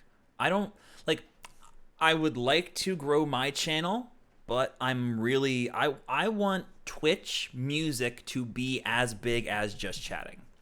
That is my lofty, huge goal, to get us as big as possible. Because, like, there is so much room for growth, yet we are sort of plagued by radio stations and, not plagued by the performing artists, so to speak, but there is a lot of them. And there aren't as many of us. And, like, kind of one thing that I think we should be doing more is reaching out to them. Like, as music producers, we should be going into those streams, chatting with those streamers, and honestly collabing with them. Like, if you find someone who's really good at an instrument, you should probably find that person and, like, get them on a track. Because then they are advertising your stream and they are working with you. And I think if we are at a place where we can see the music community as unified rather than as these, like, splinter factions, because, like, like we've talked about a little bit today, where it's like you have, the EDM producers over here, then you have the hip hop producers over here, and then you have, like, the performing artists over here, and then we're all just, like, slogged under this just blanket of radio, just radio monster cat shit. And, like, I am more than ready to break out of that. Like, I think we need to start thinking about, like, what is it that we offer to people who have no background in music? Like, one of the reasons why I started this podcast is because you don't have to be a musician to find value in this thing. We're all a bunch of professionals talking about a field. And that is something that is engaging to the vast majority of people. It's the same reason why they like watching Cosmos. They don't know shit about freaking quantum physics. They just like when Neil deGrasse Tyson says some cool shit and they have a big floating, whoa! Like, why don't we do that? Why don't we do that, I guess? I think a big part of it is also that you don't really go in there. Like, obviously a lot of it is because, like, a lot of people tune into a music performers stream for their for the virtuoso talent, yes. But there's also people who just like seeing that person. That is a big thing, like that everyone can offer. So yeah, just work on performance, I guess. Yeah, your ability I to guess. be personable. Yeah. I mean, well, it's like I don't know if y'all have felt this, but like for me, like streaming is basically acting, except you're not making up the lines or you're not reading from a script. You're just sort of, you know, being yourself but bigger in a way. Like I don't know. I feel as though you know, the performance aspect of streaming is not as like straightforward as just you know, I'm playing a music, I'm doing a track, I'm analyzing your song. It's like, you know, like Woodler's saying, watching Sage do taxes is interesting because Sage is a personality. Sage is a very big personality, and I would love to see her file her 401k reports. Oh gosh. Yeah, no, it's an exaggerated form. I mean, my extreme personality is definitely an exaggeration of my actual personality for sure. Which is really fun to do, you know? Like I don't stream unless I'm gonna have fun doing it. So I like to be in that mindset. Yeah. Totally.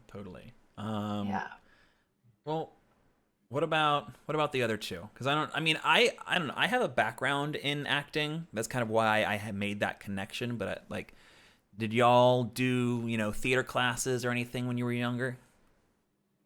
I was every year I kind of act like in the theater. I just do that for fun, like on the side, and because you make like a little bit of money, but that's not really what I'm doing it for. It's just, you know, having fun with other people and rehearsing something. Mm-hmm. But yeah, I gotta say one thing though. Like everybody who's here, like Musar, Shroomhead, Copper Queen, like Whittler, Nexy, all these guys, everybody has like huge personalities. I feel like I watch everybody's like this energy is just on the stream, and then I'm like streaming myself, and I'm just like completely unfiltered. And if I don't want to say anything, I just say nothing for like 3 hours, and like 4 people are watching. So like I find that happens to me like a lot because I'm very like impersonal on the streams. Like, you know, I don't have a face cam. I kind of just sit there and like do whatever, you know.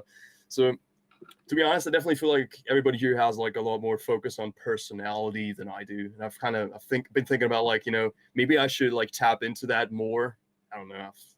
I kind of find a natural way to do that for myself. I'm not really sure. Yeah, but like being enigmatic is also kind of a, you know, it's a draw. People like someone I think who they eating don't know. chili sauce on stream, Tom, is very. Yeah, that's it's a very pretty good thing. personable, man. That's And plus, pretty I think your personable. commitment to just like being in other people's streams too, like people Yeah. notice that as well. yeah. So like that is your personality coming through as well. So I Oh think you yeah. have it a lot more than you think you do, Well, I mean, I have but in to your own really- way.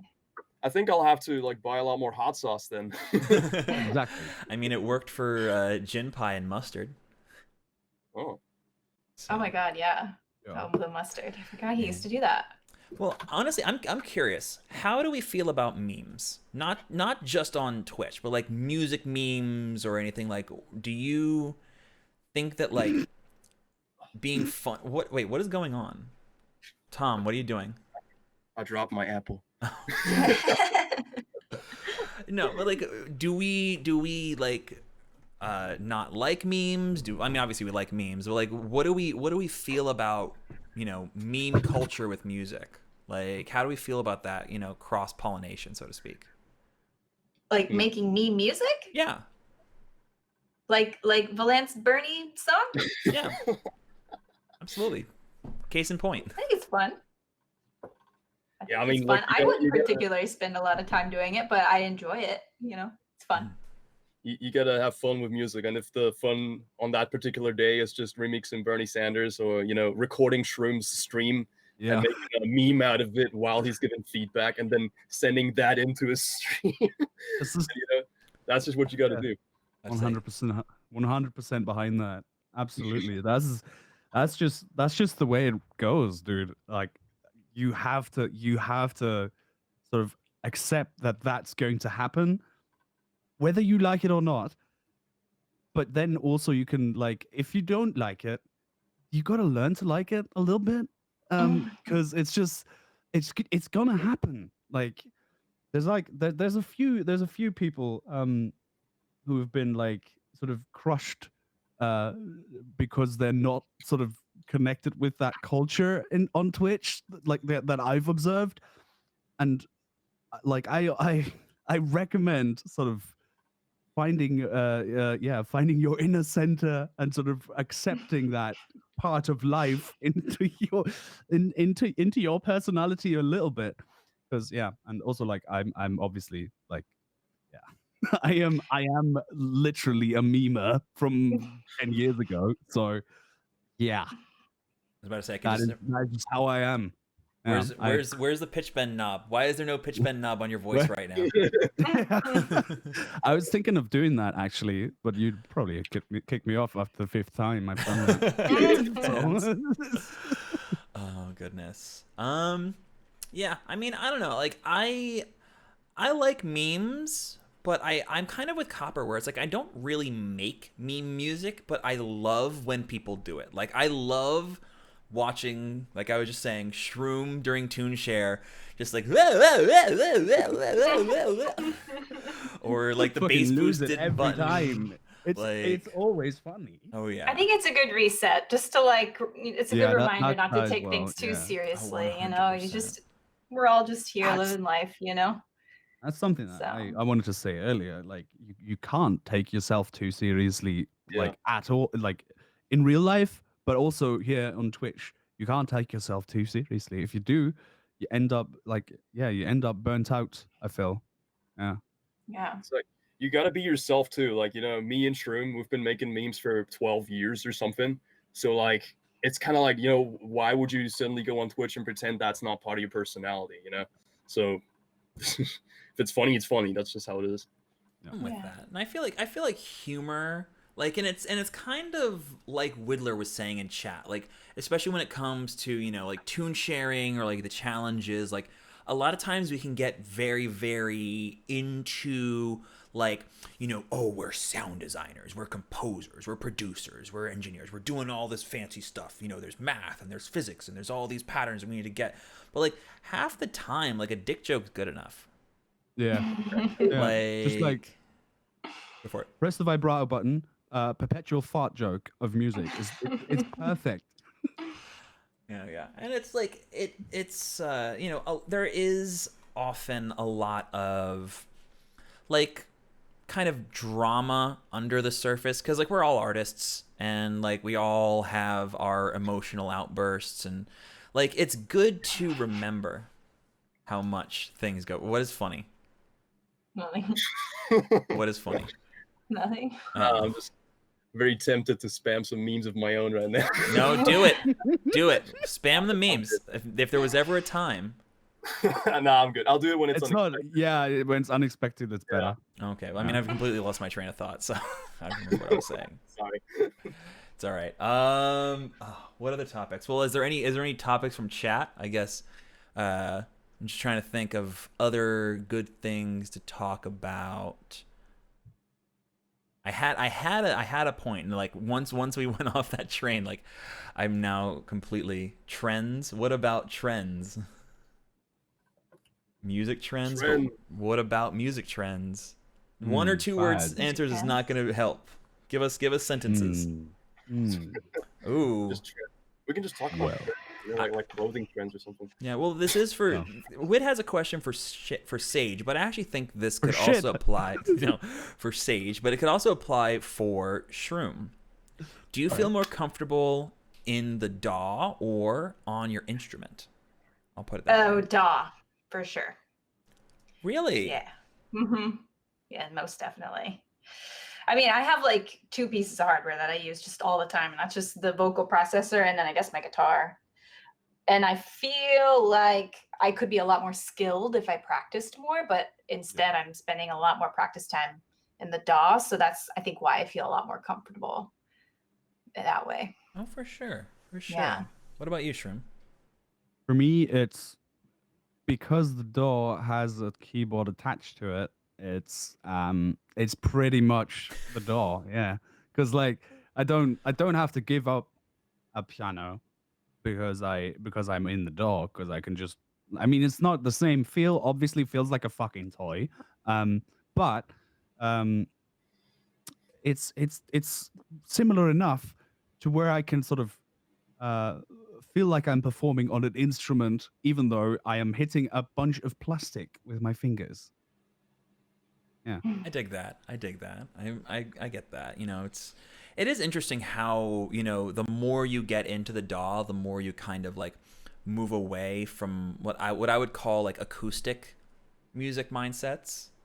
And I'm like, I don't know, like I guess this would be a way to kind of bring Volant in, like since you seem to be less like instrument into music, like do you find yourself like wishing you were more involved with an instrument, or do you think that like at this point it doesn't really even matter?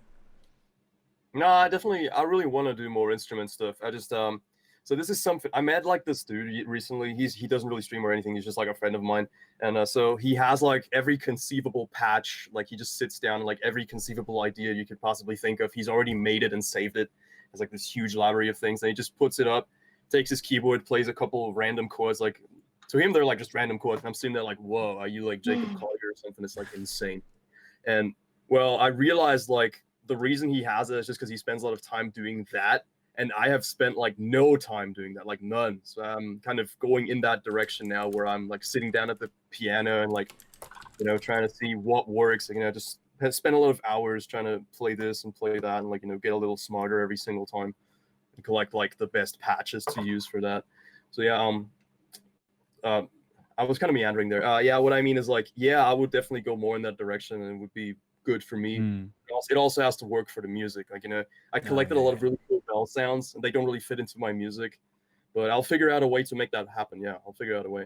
I dig that. I dig that. I mean, I don't know. I'm kind of in the same way where it's like I wish I was more on the instrument, but like you know, the more I mess around in the DAW, the more like I don't know. I just find myself leaning towards certain things. Whereas like you know, not even 3 or 4 months ago, I had you know that keyboard right over there, like literally right here to my left, and I was using it all the time. And I feel like the music I write is different now. Like the music I write when I just have a mouse and a keyboard, or like my trackpad on my laptop, is like miles different from if I have access to like, you know, even 48 keys, not even full 88 keys. And I sometimes wish I was better at blending them. But I don't know. Like I feel like it's always a push and pull. At least, like I don't know. What about you, I feel Copper? Yeah, go for it. Just hold on. Just interjecting here. Yeah. Like we've all been in bands, right? So we've all had the opposite side of the experience. So that's probably why we're all saying "door" in this bit, because we have had the experience, right? And maybe it wasn't as gratifying, I guess. I've actually never been in a band. Believe it You or have not. never been in a band. I've never been in a band. No. Not even some like shitty rock band in like high school where you guys just had like a million different band names every week, Nope. kept Nope. changing them. I did not start taking music anywhere near seriously until I was 25 years old. Wow. Yep. Wow. I didn't play in a band. Like I always wanted to make music, but I was always by myself. Didn't really have music making friends, so no bands. Maybe you should go to an open jam session. Maybe. Figure that out. That'd be pretty fun. I should do that. It is really fun. Yeah. All right. I But guess anyways, what's up? the word band is also like it depends on like, you know, I've been like a choir boy for a while, like in church, and also like That's a some band. of the like I've one band I was playing in. It was kind of like we're just covering songs, and I was just playing keyboard, like covering other songs, and like they make like funny lyrics instead of like the original lyrics. And well, you know, I mean, that to me is not really like that's the reason I had decided, okay, this is not really for me, because actual bands where you're just like making I don't know what you call, like, you know, like where you recreate yourself in the piece, you know, that's not something I've actually done. So to be honest, yeah, I don't really have like proper band experience. But I'm pretty sure that just DAW would be better for me because you have all the options. You have full control over everything. You know, you're the main person for everything. You write, record, you process. It's all there.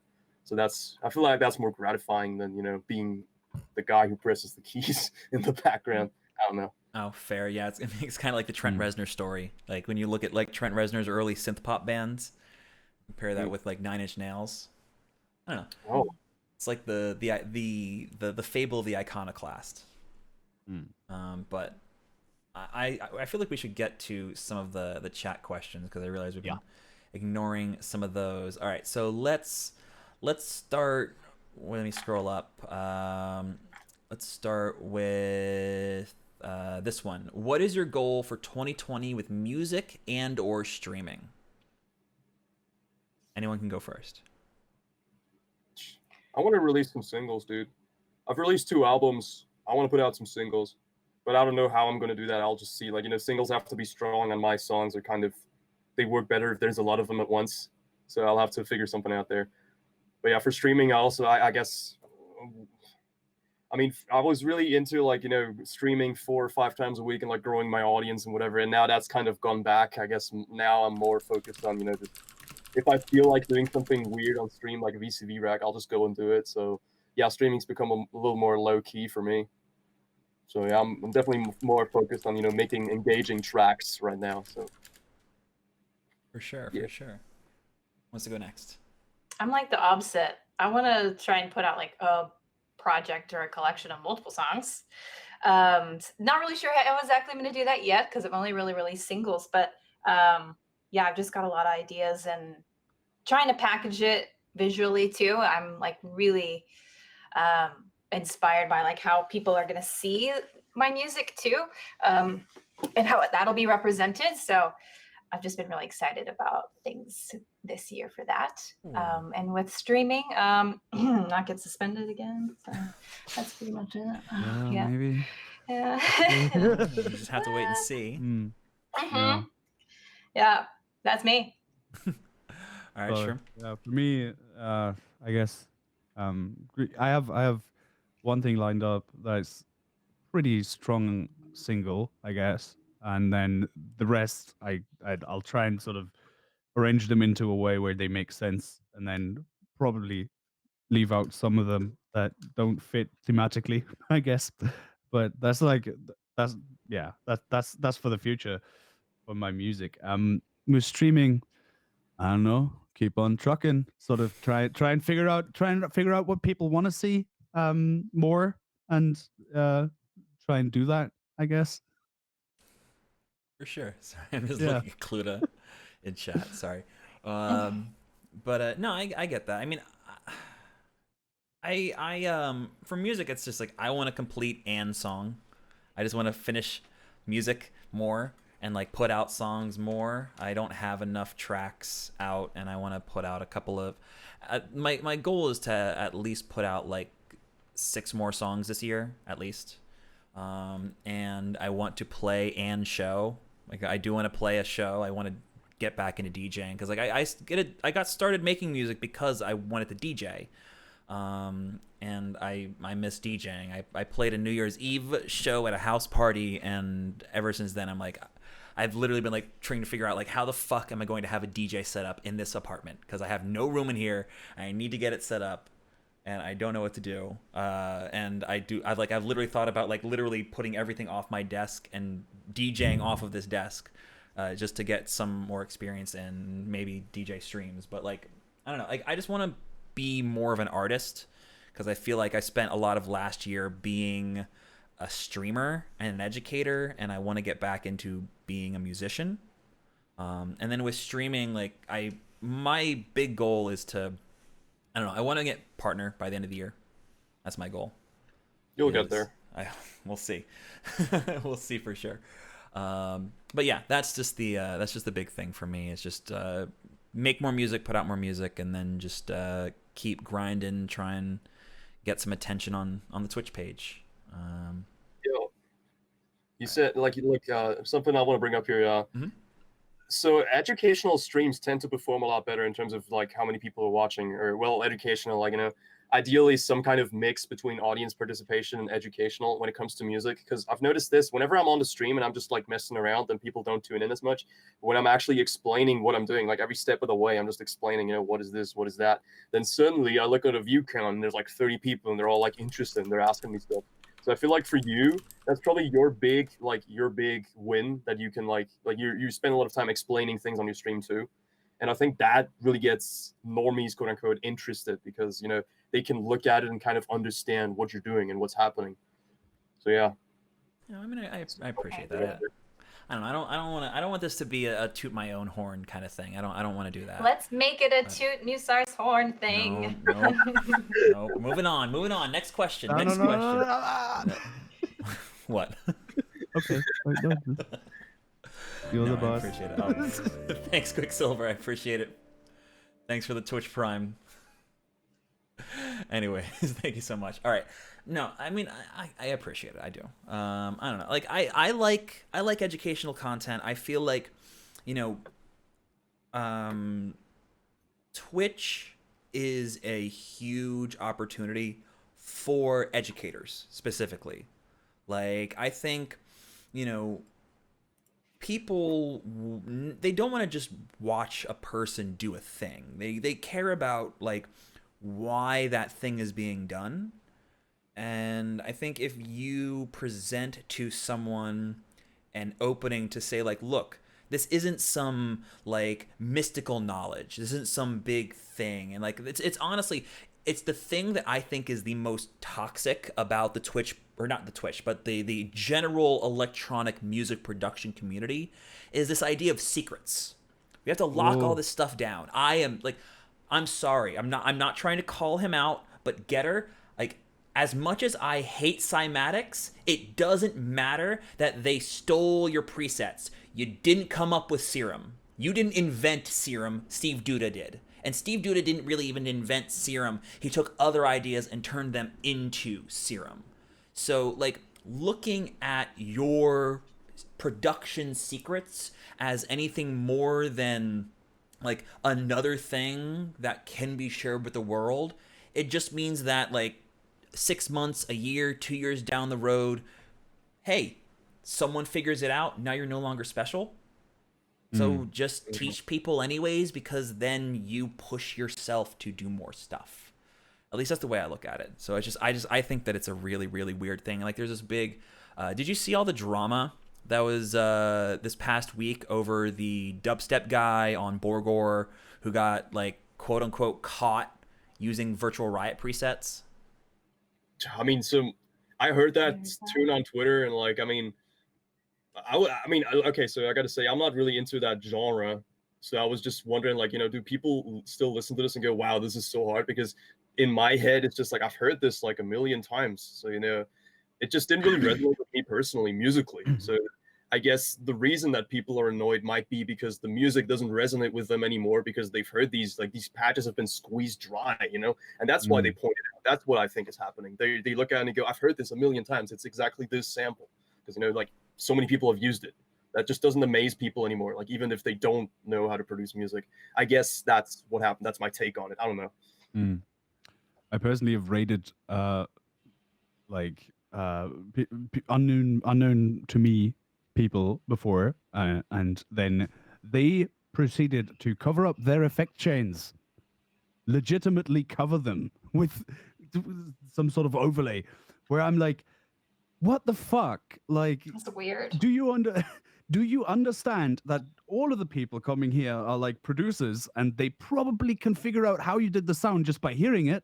Yeah. Because yeah.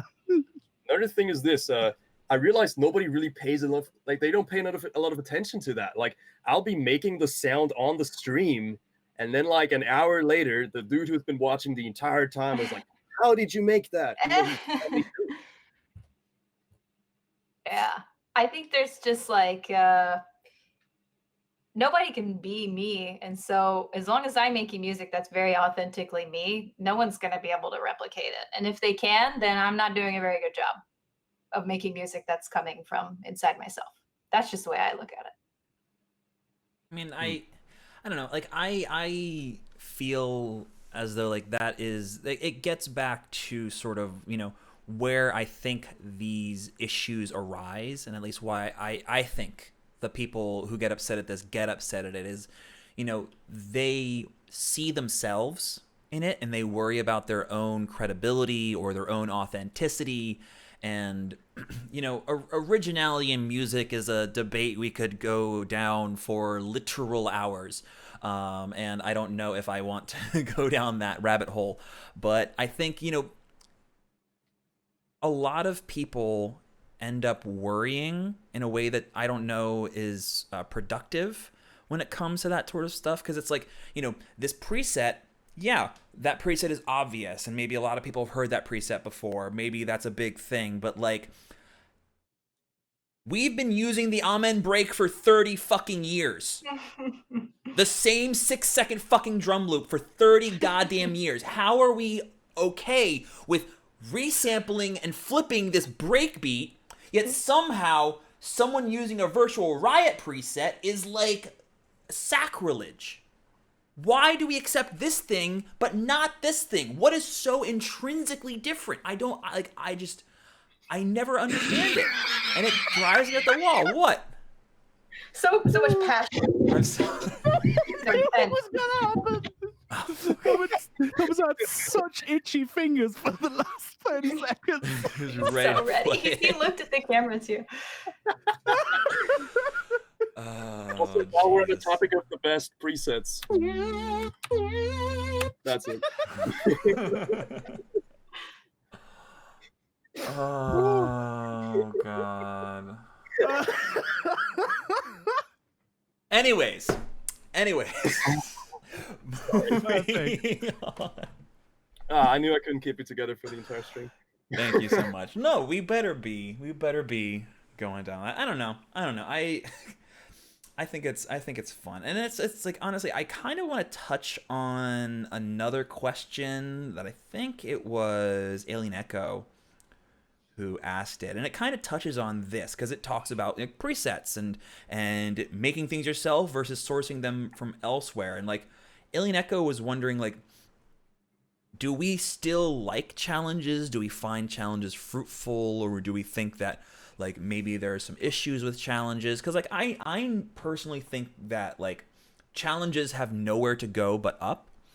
But if everyone's doing them, at what point does it reach that critical mass? And, like, how do we stop people? Let's go for this. Like, how do we stop people from seeing a 20-minute challenge, opening up an old project they made, and just throwing the sample in and putting that out and say, "Oh, I made this in 20 minutes."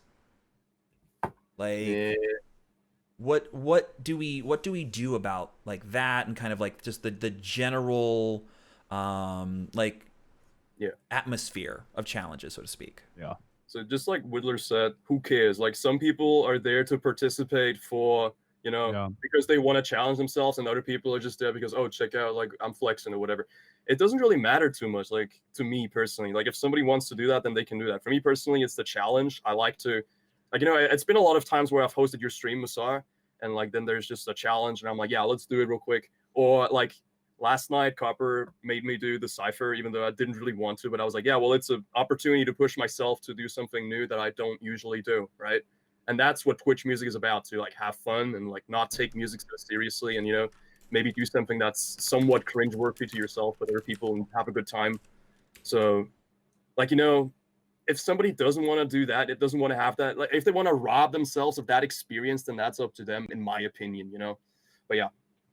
Yeah, totally agree with that. I think, like, if you pay attention too much to it and you give it too much energy, then they're winning in that case. I think if we're just like, all right, cool, yep, moving on to the next thing, then I think that's okay. But I think also, to your point, like, it's important to whoever's hosting them, like, to kind of try and keep innovating. I think that's something we would all try to do. We always want to be better. I think everybody here does.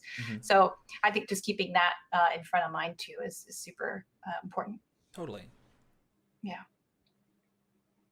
So there was actually someone who used to do challenges like 4 years ago on Twitch. He's no longer streaming under the same moniker. It was called Rank Pop. Oh yeah, I knew it. I knew we sort of quietly agreed someday we wouldn't talk about this, but he sort of I mean, it's not a new idea. Basically, it's not a new idea at all. It's been around for far longer than Twitch exists. People have been doing it on blogs and web forums and whatever, and he sort of took it to Twitch as sort of the pioneer of that, I guess. And then he sort of started crescendoing the complexity of those. Basically, it started with like 20-minute challenges, then it turned into 1-hour challenges, then it turned into week challenges, and then it was called producer brawls, I guess, where it's sort of people had a month to make a song or whatever. And there wasn't really, like, with the pace he'd been going at, there wasn't really anywhere to go for that particular format anymore. And I think there's a smarter way to do this time round. Yeah. Oh yeah. Well, it's like kind of with the challenges. Like there have definitely been some challenges that work better than others, and I can see people are reminiscing on all the people who used to stream in the chat now. But I don't know. Like I think that like with challenges, there are things that are helpful, and then there are things that are just kind of like, I don't know, and like trying to find that ceiling is going to be a bit of a challenge. And I think the reason why I care a lot about that is something like Whittler was saying. You know, I would rather, you know, essentially do challenges than do feedback. Like challenges are more engaging than waiting for your turn in a raffle, or, you know, if you have a choice between having a song that you just wrote listen to or not having anything listened to at all, people are more likely to choose the first one. And it makes me wonder, like, what is more beneficial? Are challenges more beneficial than feedback? Are they less beneficial? Are they about equal? Like, I don't know. Like, I think it's all about the balance between the two. It's the best thing. Like, I think, I don't know, maybe not choosing one or the other, but just like, yeah, like a healthy balance. Which is nice that there's more people doing all of these things, so people have the ability to choose. Oh yeah, absolutely. Yeah. I don't know. Yeah. So, well, I'm pretty sure everyone here does feedback streams Absolutely. right now. So how do we feel about doing feedback streams? Because I feel like it can be a contentious topic. I feel like my feelings are at this point somewhat known on Twitch music feedback streams. I actually do not like them. I don't think they're very valuable. I think that it kind of leads us down weird paths, but I do recognize there is a lot of value in doing feedback streams.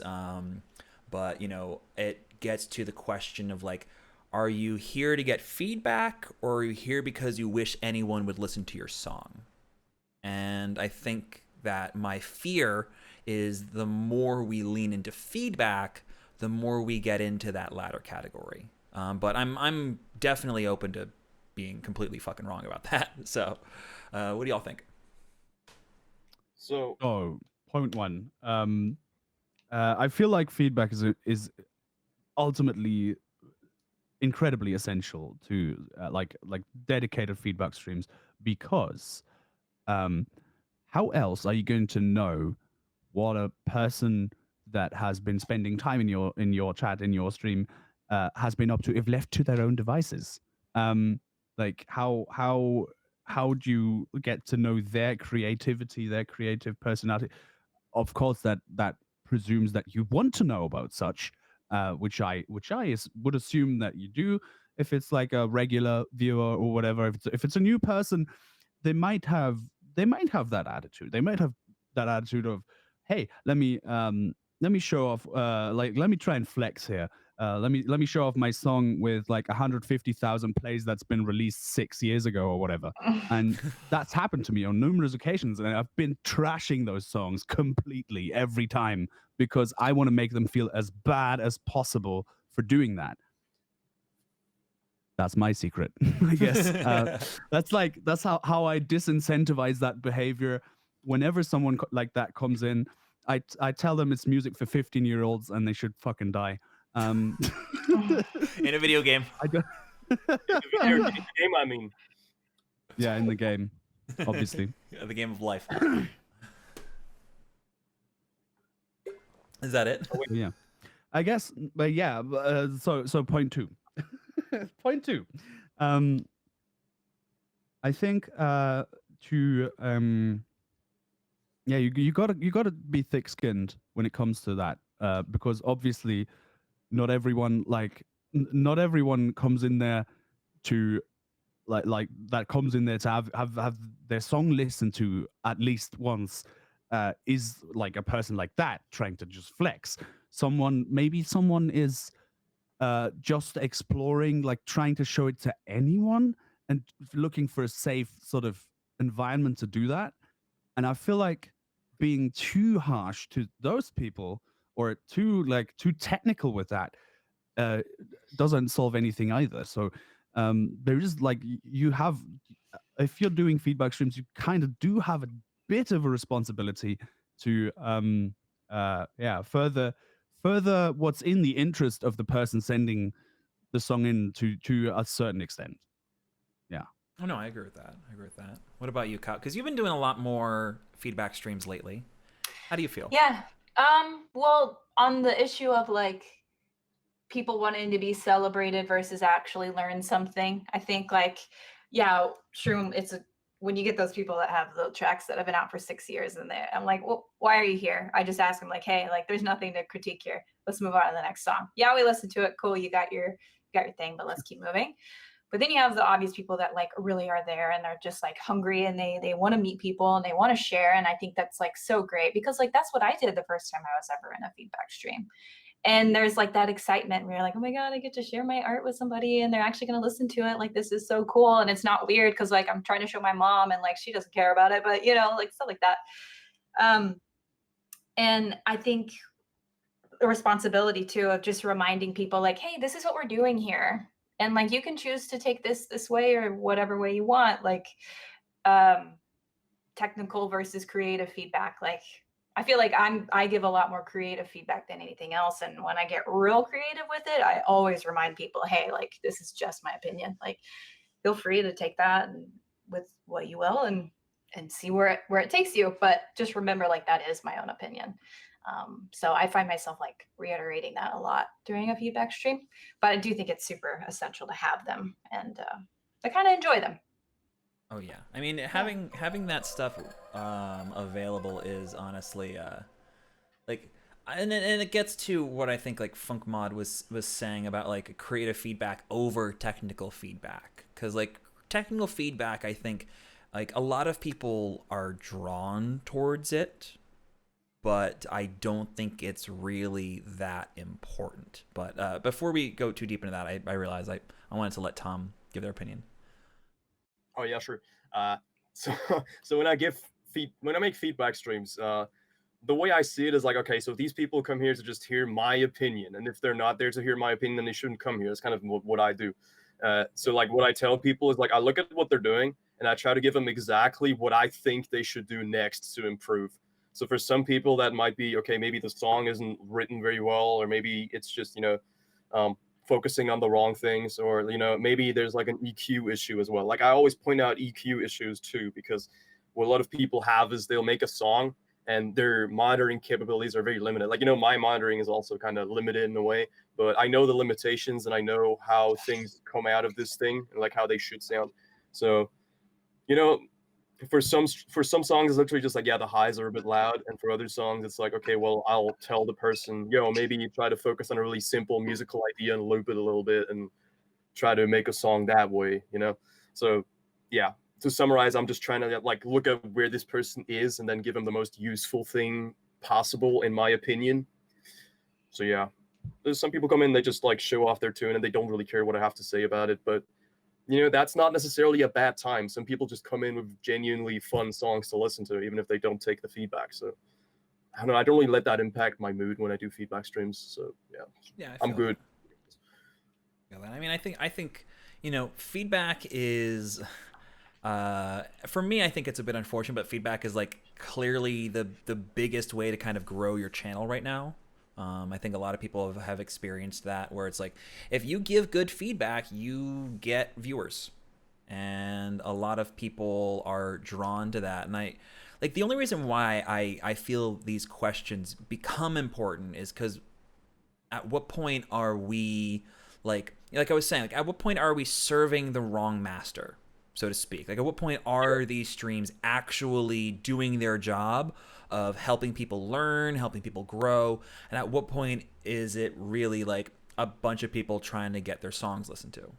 And I think that it's a like it's a tightrope in a sense, but I don't know. I always find it a bit worrying when I see like a bunch of people with like 3 or 4 or 10 viewers, and it's like working on track, and then a little space, and then feedback, send me your links, and it's like, oh well, I know what the goal is there. Yep, that's me. You know what? Yeah. I'm gonna be honest. Like, I have feedback streams, right? And so, like, if I didn't do the feedback streams, I would not be in this community right now. I'm pretty sure that's the case, because like people showed me their music and I gave them feedback, and a lot of people, like, you know, Alien Echo and other people in the chat, they've come back multiple times because apparently they like what I'm saying. Like, they're interested in what I have to say, and they like the vibe of hanging out and listening to music in my stream, I guess. So, I definitely have weeks where I don't want to do feedback, and then I push myself to do it anyway because I know it's good for the stream and it's good for getting involved in the community. So I've recently stopped doing feedback streams because of that, because I realized like I don't want to do this. I just come on and like do it for the people, right? And I don't want to be streaming that way. I realized, you know, like I'm not saying I hate feedback. I love doing feedback, but I'm not always in the mood to, you know, come on and listen to 50 songs that, you know, I don't have any like huge connection to, and like most of the people who come in, they don't even care about what I have to say. They're just plugging. So you definitely have to be in the mood to do that, and I think it's definitely more of a marketing type thing that you would be doing on Twitch. I don't know, it's just what I think. Yeah, what were you gonna say, Copper? I think when it comes down to it, like it all depends on like how you as a streamer feels. You know, if you feel like every single stream that you're doing, you're getting all these like people in here that aren't really looking for feedback, they're just kind of like leeching off of feedback, then don't do it if you don't feel like doing it. Like, I'll never stream if I'm not in the mood for it. I just can't put that on. Like, I physically do not have the emotional energy to like fake that. And so I have to really be feeling it inside myself in order to turn on the camera. And also having faith in like every stream's a little different. Like every feedback stream is a little different. You get a weird collection of people. The vibe is going to be different every time. And so I like knowing that, and I remind myself of that a lot. Oh yeah. Did you want to say something, Shroom? Just maybe to explain how I've managed to do it all these years, I guess. It was it's basically the only stream that has an actual scheduled day for me and an actual scheduled time. It's like I do get into a bit of a work mode there. Yeah, it's like you're not done with work. You're going back to work a bit, obviously, but it helps sort of. It helps sort of to have that routine to it, where you can sort of treat it more as a job, and then you don't get too burnt out, I guess. Yeah. No, I actually agree with that 100%. Yeah. Anything else? Sorry, I didn't mean to cut you off. No, that's fine. That's what I wanted to say. Sure. I know, and I basically 100% on that. Like treating, honestly, I treat the stream like a job. Like this is work for me. This is work. I do a lot of stuff behind the scenes, planning out these things, and I do a lot of stuff figuring out, you know, like all the different types of content on the stream. And it is streaming is a job. Streaming is fun, and I do it because it's fun. I'm assuming we all do it because we have fun streaming, and it's not because we're just trying to like put ourselves out there. But it's a job. It's a job, and honestly, what Sage was saying, like, it is in a sense emotional labor. Even if you're not doing a feedback stream, there is emotional labor involved in, you know, interacting with chat and responding to chat and caring about people. Like, you know, even if you're having a bad day, you can't really say that. And like when someone's coming in, they're having a bad day, you want to help them. and that can be exhausting. And I think it it kind of touches on sort of the question that Quicksilver had about that, which is like, how do you know someone is qualified to give feedback? And for me, it's like it's not even whether or not they're qualified to give feedback. It's like, what kind of streamer are they? What kind of person are they? Like, I think that obviously, like, all the people around me on the screen in front of you are people who I think are qualified to give feedback. And it's not explicitly because I think, they are the best at what they do. I think they are, but I look at them in terms of what they represent, in terms of the music that they put out, in terms of the personalities that they represent, in terms of the way that they interact with their chat. And I think that a lot of the best feedback comes from people who are invested in you, not so much invested in the music. I don't know if that makes sense or not, but at least for me, like, I find, like, Whittler, Shroom, like Sage, like, a lot of your feedback comes into, like, the person on a way. Like, you're talking about the track, but you're talking about the person. And we all know that there's people who come in and it's like, they're the people who we're going to spend an extra 5 or 10 minutes explaining, look, maybe you should try this chord progression because, you have an idea here, but you kind of used a weird note here. Maybe it's like, hey, you should spend some time. This is how you would compress your hi-hat so they don't poke out of the mix. And then there's the people who, like, yeah, you got a good track. Yeah, you know what? You should watch this thing. You should watch this thing. Thanks so much for submitting. Let's move on. And finding the people who focus on doing that first category are way, way, way more beneficial in terms of what you're going to get out of it. But and more fun too. Like, I don't want to just sit here and bullshit. Like, I don't want to pull stuff out of my ass just for content's sake. Like, yeah. that's not fun. And I don't want to be like, I want to be genuine as I can every single time. So it's always easier to be genuine when it's a genuine person on the other end of that too. Mm-hmm. Absolutely. Yeah.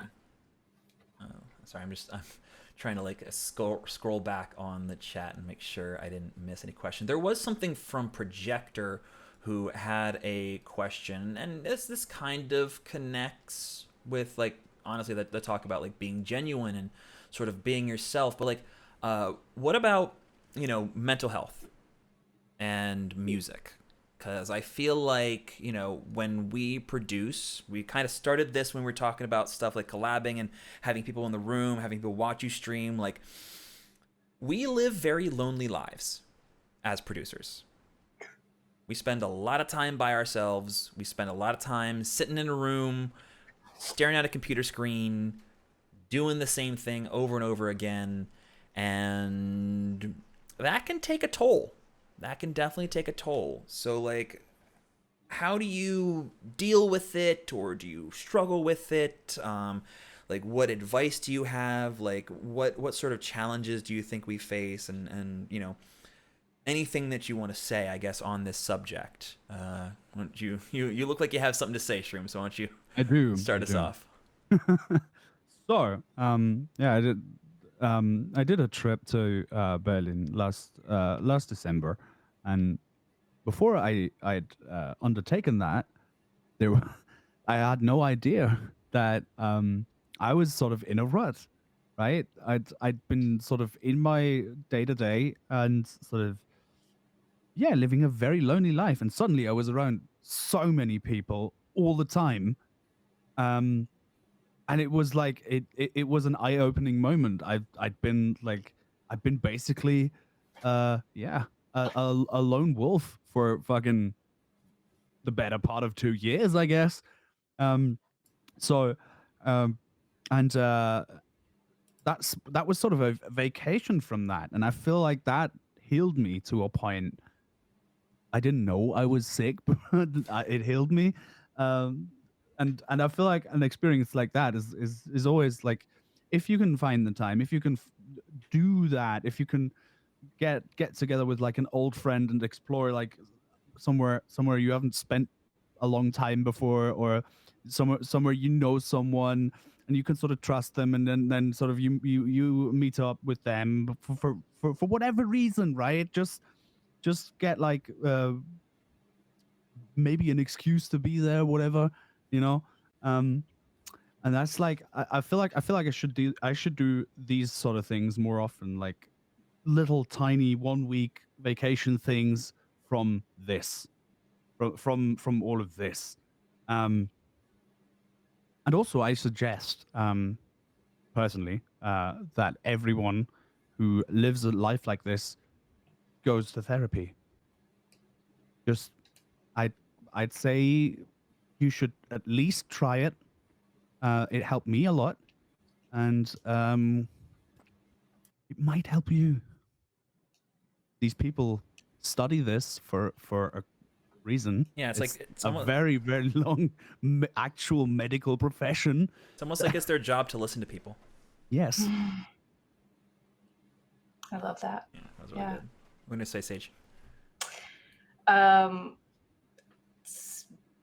Yeah, I just want to echo what Shroom said. Yeah, I think like if you're lonely or anything, you're going through anything mentally, and if you're not going through anything mentally, like seeing a therapist is really great and amazing. It can be very beneficial.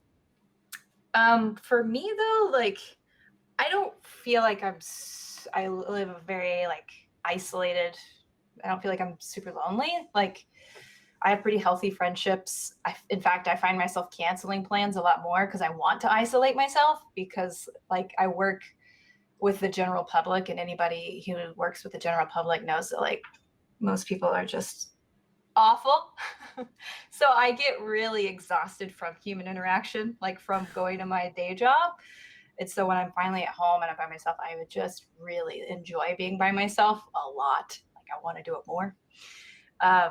But at the same time, I have to be aware and not to isolate myself too much, and not cancel plans with friends, because it is really good to foster that relationship with people, and you don't want to lose those friendships. Because if you say no too much, like people will stop asking. So keep that in mind as well. Just try and be as healthy as possible, physically and mentally. I agree with that. Oh, Adjunct Funk, thank you so much for the 5 gift subs. Thank you so 5 much, gift Adjunct subs. Funk. Wow, that's huge. Bruh. Thank you so much, buddy. I really appreciate it. Sorry, what was that? I can't quite hear you over the. Back over 110 now, right? Yes, we are back over. I'll let this go. Sorry. So we got 2 more. So real quick, I guess in between these, seems like a perfect time for the thing to go down. So I'm just gonna go ahead and refresh, because the whole thing completely just went down as Adjunct Funk did that. So good timing on that. Thank you so much, Adjunct Funk. I really appreciate it. No, I mean, you did it at the most opportune time. Oh, if there was ever a good moment. Anyways, Tom, what are your thoughts? What was it? Mental health. Yeah, okay, yeah. So I got some thoughts on that. Yeah, obviously it's important to laugh once in a while. Yes.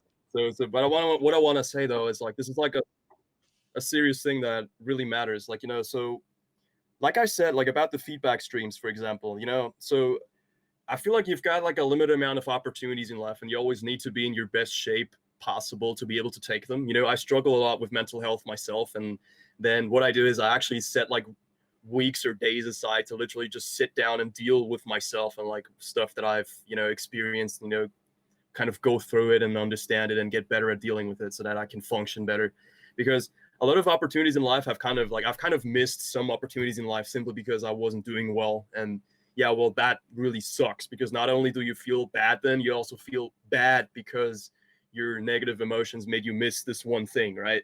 So you kind of really have to make sure that you actively work to take care of your mind and like that you feel content, because it's so easy to go down like a downward spiral, because you'll, you know, mess something up and you feel bad and you feel even worse and mess more things up and so on and so forth. So yeah, like I've got a good social life, but I tend to isolate on purpose so that I can sort out my mind. I haven't really like gone anywhere in the past 2 or 3 months. I've just been here, making stuff and feeling better and stuff like that. I feel like that's very valuable from time to time to just kind of live isolated from other people. I don't know, but that's kind of what I do.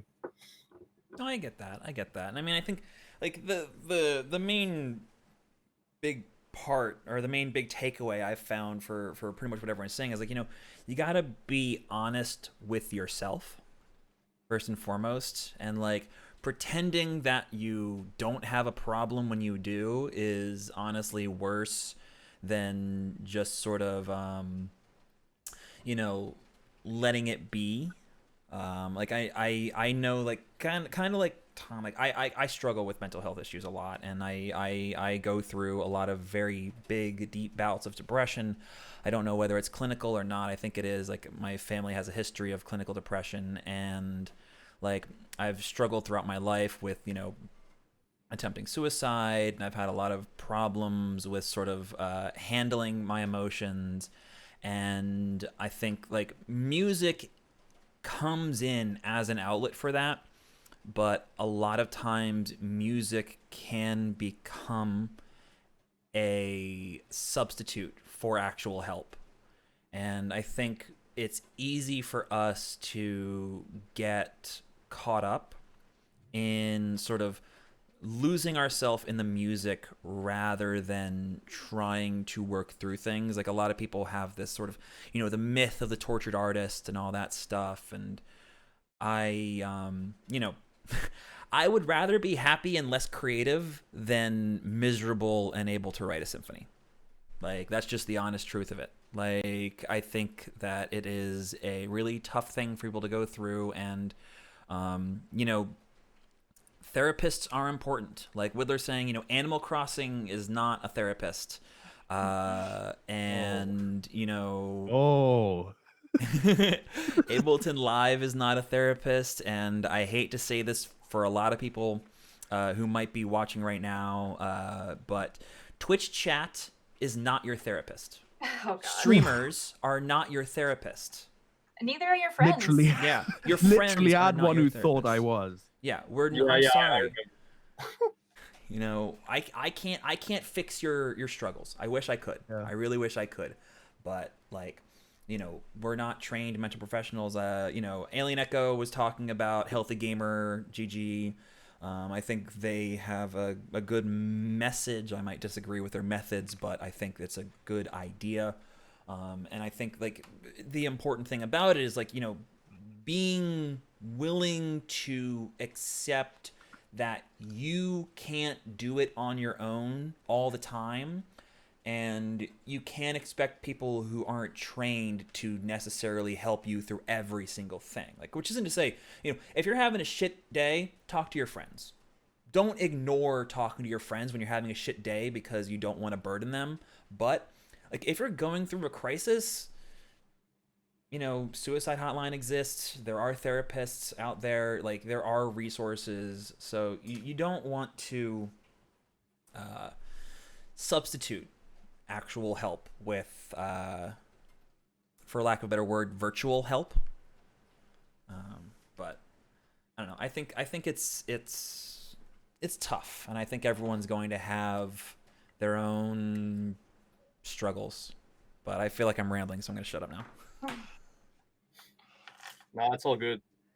But when somebody when somebody comes to me and like they say they're having a bad day or they're going through something bad, then I usually I try to talk to them too. And I also talk to a lot of like random people about stuff that's like really like I don't really have like a barrier. Like, sometimes I'll talk about really deep and like personal things with people that I've barely known, for like a day or something. That's kind of random, but in a way it's also kind of liberating, because like this is like a stigma that I've kind of encountered, like for men probably in general. It's true that it's kind of difficult to talk about any mental health thing because you're just kind of expected to be tough, I guess. I'm not really sure how valid that is anymore, because I haven't been feeling that way lately. Like, I've just been talking to people about everything. So that's one thing that's really good about Twitch as well, because I don't roll up in people's chats and say, wow, I'm going through this, I'm going through that. But like, I'll sit in the chat and like participate in the stream, and it'll actually make me feel a little bit better, So it's definitely worth something to just be in random internet places when when you're going through something. Like don't completely isolate yourself. That's also like a good advice, I would say. 100%. And kind of I want to touch on something that I just noticed Kev said a couple minutes ago. Like, does being part of the streaming community, or does your stream help you, or do you find that maybe like at least for me, sometimes I worry that like I can let my Twitch chat become a replacement for like going out and talking to my friends who literally live in the same city as me. Um, and I don't know. I don't know if y'all feel the same way or differently, or like you try and keep Twitch on Twitch and in real life. But I think that is a good thing to at least touch on. I feel like it's it's important to remember that the usernames in your chat are attached to actual people. So that there is definitely an element of that. So you do feel a tiny bit of a connection, don't you? And Totally. and then it's obviously it will never ever be able to replace real human interaction face to face, but um as long as you're aware that that is the case, I don't think there's too much harm in like sort of building up a bit of a friendship there, you know, with individual people who come into your chat, because it's there's no there's no like I've met some of these people IRL now, and they exist and they are persons, and I like them. So I don't yeah. I don't think you have to see it as this black and white thing, really. Yeah. I think that's fair. I mean, I definitely know that being able to meet Copper at TwitchCon was probably one of my favorite experiences We're of best last friends. year. Yes, we are. We were texting about boys just the other night. I was in that room. You see right there, I was in there It's true. like a month ago. Right there. I It was. awesome. And we were making music. It was great.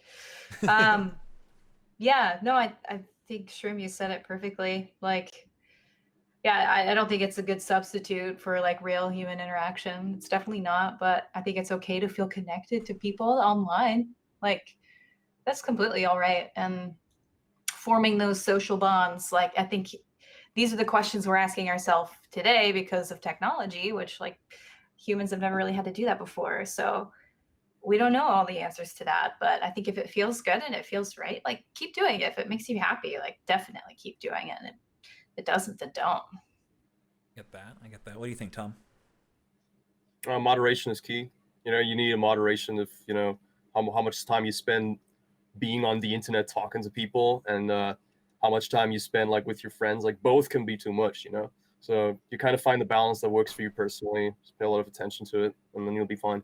Oh yeah, I get that. I actually have a lot of problems with like kind of pendulum swinging back and forth between like I'm spending a lot of time focusing on like my IRL social interactions, and then I start to like lose track of all my friends who are like not in LA, and then like I start talking with my friends online because I'm spending a lot of time like working on a project or something, and we're all working on things. I'm streaming, we're doing all this stuff, and then like my friend who lives literally like 2 miles down the road from me texts me and is like, "Yo, Josh, I haven't seen you in like a month. What the fuck is going on?" Yeah. And it's a tough thing. It's a tough thing to balance. Yeah. So like the reason I am this isolated right now is basically because of I swung the pendulum back, right? I used to be basically out and partying during the week, even like when I was at like my first uni, and um that ultimately ended up being the reason I didn't complete like that degree. So or at least that's what I ultimately thought it was.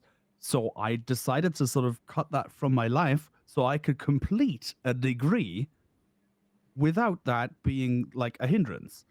And now I have the degree, and yeah, I've had that experience. Yeah. So same here yeah, with now graduating. now I've sort of gotta healthily find my way back into sort of a normal situation, I guess, which is going to be fun, I guess.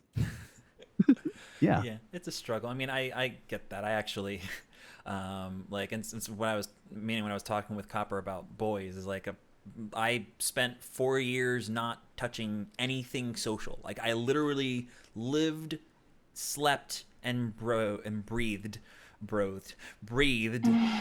like music education. Like I was taking 5-6 classes a semester, including multiple classes during the summer, and I just had no life. And like the only people I interacted with were my roommates and my classmates. And then I graduated and I moved to LA, and I had no one. I had like literally everything, like people who I would see every single day, multiple times a week, but they were in school, all gone. And like being able to work your way back into it, so it took me literally a year. Like I'm only just in the past year getting to a point where it's like I feel like a human being again. And I will say I do credit Sage with being a big part of that.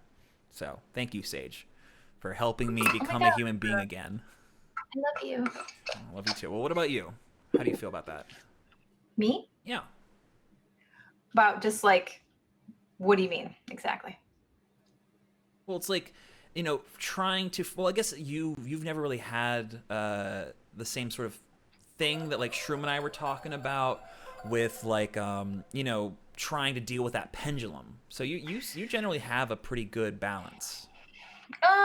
Yeah. I mean, like, I just have a close group of friends, I guess, and like, Mm. I actually have to turn my phone off in order to get anything done. Like, I just can't. That's the part that drives me crazy. Is like I try to get away. Like, And I like the remember opposite those problem. days. Yeah. yeah. Well, I mean, and also boundaries are so important. Like, you have to set boundaries with your friends, and with yourself too, and just like try and adhere to those boundaries in order to just like have that healthy balance. But you know, yeah, I don't know. I that's not to say that won't change. You know, Yeah. I'm not perfect, that's for sure. I do have to like remind myself to like come out of my shell because I tend to clam up a little bit. But yeah, I think that also goes into like experiencing life too. Like you can't just experience your life from your bedroom.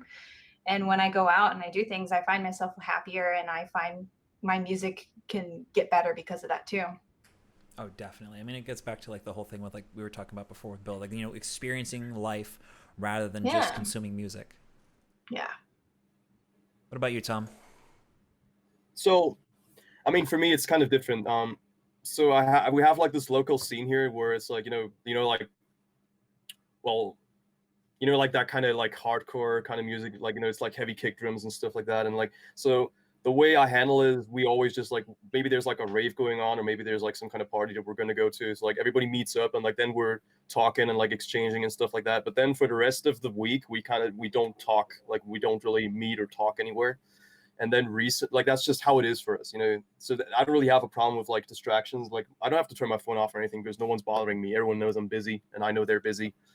So but like recently a lot of friends have like moved away due to like various reasons, so it's all kind of fragmented, and like we don't really like I don't really have anywhere to go right now, but it also doesn't really bother me because I realized I mean, it might sound weird, but being in here and like literally just sitting here and doing stuff on the computer, apparently that's what I like doing, even though it's kind of like it seems boring to be outside. But I can just sit here and like deconstruct my PlayStation, make music on it and stuff. It's just the most fun thing. Like I've never had this much fun in my life, like the past 3 months, which is weird because I haven't left my house in the past 3 months basically, except buying food. Yeah. But yeah, I guess I'm kind of the opposite end of that whole thing. Like I am pretty social. I have a lot of friends, but there's no real requirement for me to come see them every week because it's kind of normal to just meet up for a specific event and then we're spending time together, and then for the rest of the month we don't even talk. That's just kind of how it is. It's different culture, I guess. Oh yeah, I feel like where you're from also really Yeah. influences that. I live like in a very we're like very far away from any city or anything. Not like very far, but it's kind of like I'm like in the woods basically, sort of. Yeah, rural area. Yeah, I Yeah, know yeah, that. I remember that. I mean, I live in the country now, so yeah, that's basically how it is here. yeah. It's like Hmm. I used to hang out like every day almost. Like we used to meet up and like get stoned and stuff. And like I realized, okay, so I spent all this time socializing and stuff. I'm not really getting anything out of this. Like, you know, I could be at home making a song right now. Like, why am I here? I don't know. That's just how I feel. I guess it's not the same when you actually do something awesome. You know, like when you go for a run like in the hills with somebody, or when you travel like somewhere like Amsterdam, or when you're in a club and like you're actually like meeting people you haven't seen in ages and having a good time. You know, that's different. But you know, like I realized most social situations I can get into are kind of just, you know, yeah, let's get stoned and lay on the couch and eat chips for 6 hours. Sorry. But yeah, I mean, that's that can be therapeutic as well, but yeah, sure, but like I overdid it. I think I overdid it. mm, I did it so much that like at this point, like I don't enjoy weed anymore because like the only thing I feel when I smoke weed is like, wow, I'm a loser. That's the only thing I feel. Like I know other people are very recreational with it, but I personally just get upset when I'm high. It's really bad. I can't relate. No, I'm just kidding. Just kidding. Yeah, yeah. But I think honestly, like just to kind of lighten the mood a little bit, because we are getting a little bit serious, and there's nothing Yeah, wrong yeah, with yeah. that. But like, just for a little bit of fun, like like Funkmod's saying, like introverts. Like, how would you describe yourself? Like, I honestly, like, I consider myself introverted, but like, I also like, I feed off of other people. The more people I'm around that I'm comfortable with, like the more social I become. And it's more like it's the unknown of an individual that makes me more introverted. Whereas like when I am like, in a party where it's like I know all the friends, like I am honestly like I feel worse when I'm by myself in those sorts of environments, or worse when I leave those environments. Whereas like most of the other time, like I'm so used to being by myself that I feel like that's kind of the default. But I don't know if that's just like an introvert thing or just a normal human thing. So what about y'all? Do y'all consider yourselves introverts or extroverts, or some blend? Can it's you be weird. both? I don't Yeah, know. yeah, Is that exactly. Can I? possible? Because I feel like it switches based on my mood on and also on the people that I'm around with. Like they're just like yeah. When I'm in the right crowd of people, I can be super extroverted. But in general, when I'm by myself and there's like no context, I consider myself introverted. Like um obviously in a void, being introverted is the same as being extroverted because no one's around, right? But yeah, I don't I know. kind of like what Woods said, and I feel like that's the thing I connect to the most is like I can be super outgoing and social, but it drains really quickly for me. I get, yeah, it could go south really fast, and then I'll just kind of want to be by myself. It just depends on my mood too, and like, yeah, the ADHD thing's a big deal for me. Like that, I actually am like medicated for like every single day. And so some days are really good and I have such great focus and like I can carry on a conversation with my friends. But other times I'm like, I can't hear a single word that they're saying and I'm just somewhere else. So it just depends really on the situation and who I'm with. That oh, looks like Yeah. Tom is ready to speak. I was gonna comment, but go ahead, Tom. Yeah, no, I just have to close my window because smoke was coming in. Yeah. So I mean, obviously, introversion, extroversion is like a spectrum, and depending on how you're feeling, like I guess it's like characterized by how you respond to certain social situations. And I've had this a lot. Like okay, so there's like this thing, like these different personality types, like ENTJ and stuff like that. Like, is it MBTI tests or something like that? I don't know. I actually don't personally ascribe to the Myers-Briggs personality test. I don't know if I Oh, buy well, it it, doesn't matter. but yeah, it doesn't matter. It doesn't matter. Just something that I've noticed is like certain types of introverts tend to be very attracted to my personality just because like apparently I'm hyper extroverted and I'm always trying to go for the goal and like trying to, one up myself every single time and pushing really hard. And those people, they're just very attracted to that type of personality. And then we would hang out for a while. And it kind of turns out that after a couple days, those people want to socialize a lot less than I want to because they start like they have to recharge their energy by not talking to anyone. So it's very interesting. I don't know, but I would definitely say I'm more extroverted. Like I love talking to people. I love like going outside, my own experience and like trying to relate with other people. So yeah, that's pretty much me. Like I just love Twitch for that reason as well, because I get to see other people and how they are on their streams. Yeah. No, 100%. It's I like mean, go ahead. I was just gonna say it's like a very social thing for me as well. Like just to see, because like that kind of energy, I don't see that around me in real life, but I see that like on Twitch, and people are very different, because the culture is also different. So definitely love seeing that. Oh no. Well, it's like I think that because that's what who was it who was saying that? I think it was wait, someone I just saw someone say like being on Twitch. I think it was Funkmod or yeah, Punkmod was saying limiting Twitch is helping me recharge, and I saw someone else say, who was it? Oh, I just lost it. I saw someone else say like, spending time on Twitch keeps them from recharging. Yeah, it was Quicksilver. Yeah, Quicksilver saying I found myself on Twitch being. I found myself being on Twitch too much.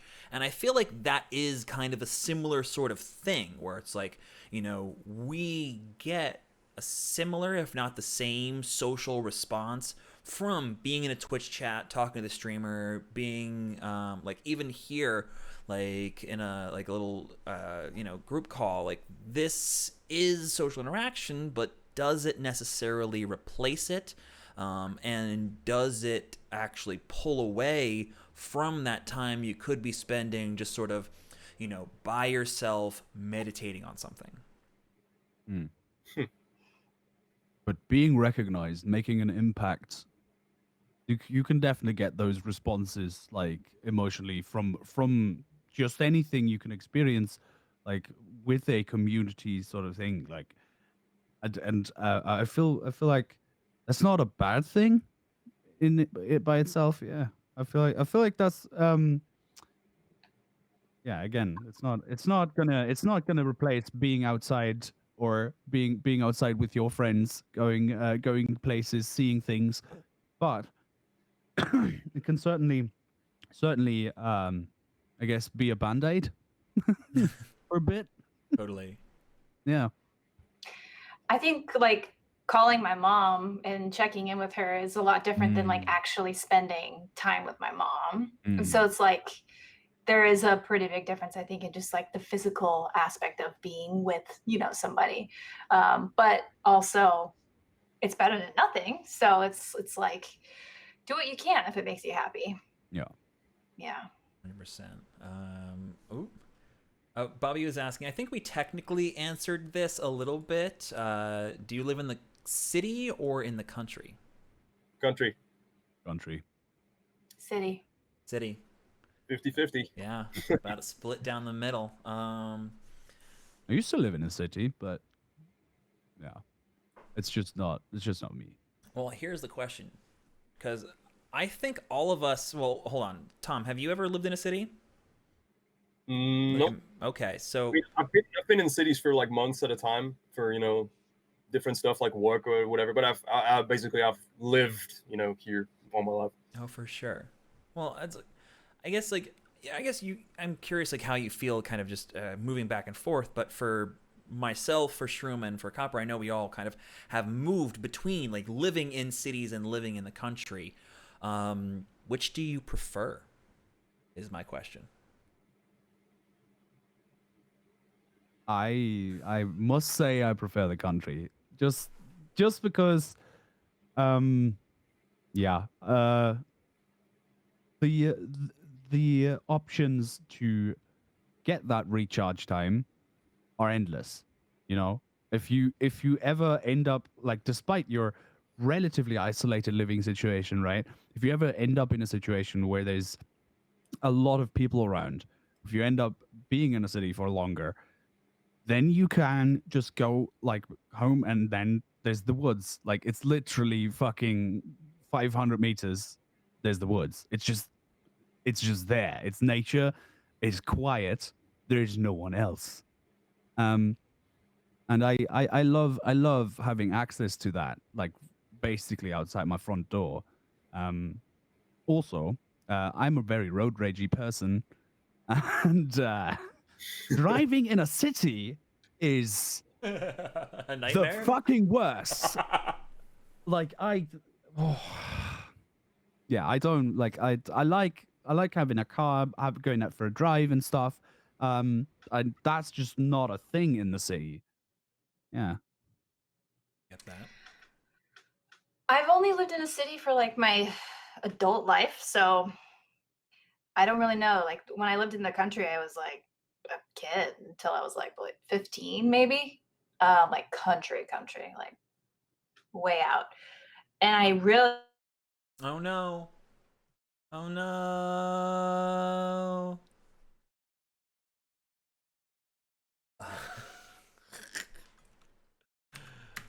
Oh no.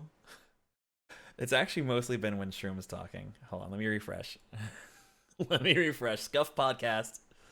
Scuffed podcast. Hold on. Hold on. Hold. Hold. Shh. Hold.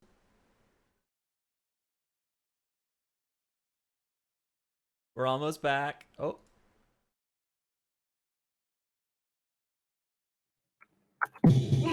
There you go. You just It's played. okay. Sneak in, didn't you? Also, thank you to Adjunct Funk for the gift sub. Yay. I appreciate it. All right, I'm so sorry, Oh Sage. Jesus! What a yeah. That's a generous man. Right there. Yeah. Yeah. 29 gift Yeah. subs so far. Thank you so much, Adjunct. Awesome. Yeah. Sorry, Sage. Was that me? What was I saying? Living in the country as a kid, stuff like that. Yes, and I remember really enjoying it. I'm a city gal right now, but I when I think of like retirement, if that'll ever happen, Mhm. if I make it that long, like I could see myself like living out in the country again. Actually, you guys want to know what I really want? Like when I'm older, I just want to like have a bunch of ponies and grow my hair out really long and gray and just ride Mhm. horses all the time. Yeah, That's Sounds sick. like, Mm. that's what I want. sounds like a perfect end of life journey. Yeah, that's what I want. That is if you're not scared to death of horses. Oh no, I love horses. No, are you kidding me? Do you really think Sage will ever have a problem I'm with a- horses? I'm a Yeah. certified horse girl. Okay. Kidding me? This is Mm. this is genuine Sage Copper Queen merchandise right here. It is, yes. Look at that. Get your pins. Sweet. All right, Volant, what about you? Well, since I only really have like country experience, I really personally I prefer it here. I wouldn't be living here if I didn't want if I didn't like it here. Totally. The main thing about living in country that's sick is you can. I'm a very sporty type person. I love going for runs. I run like recently I haven't been running as much, but like I usually run like every single day. And you can just like run up this mountain or whatever and just be like in the middle of nowhere. And that's very like meditative. You can really sort out your mind while you're doing that. Mm. So yeah, that's the main reason. Like, you know, if you run in a city, it's kind of polluted as well.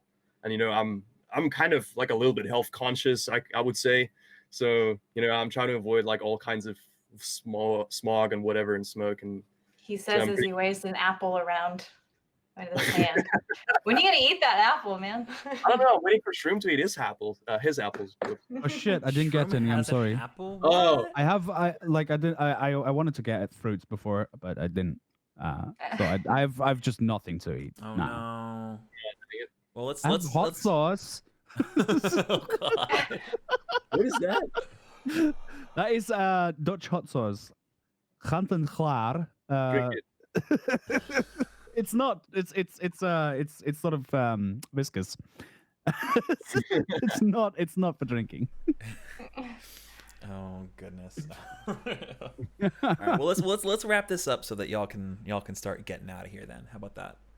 I guess just to finish on the topic, like I don't know, I'm a little bit of the opposite. Like I like the country.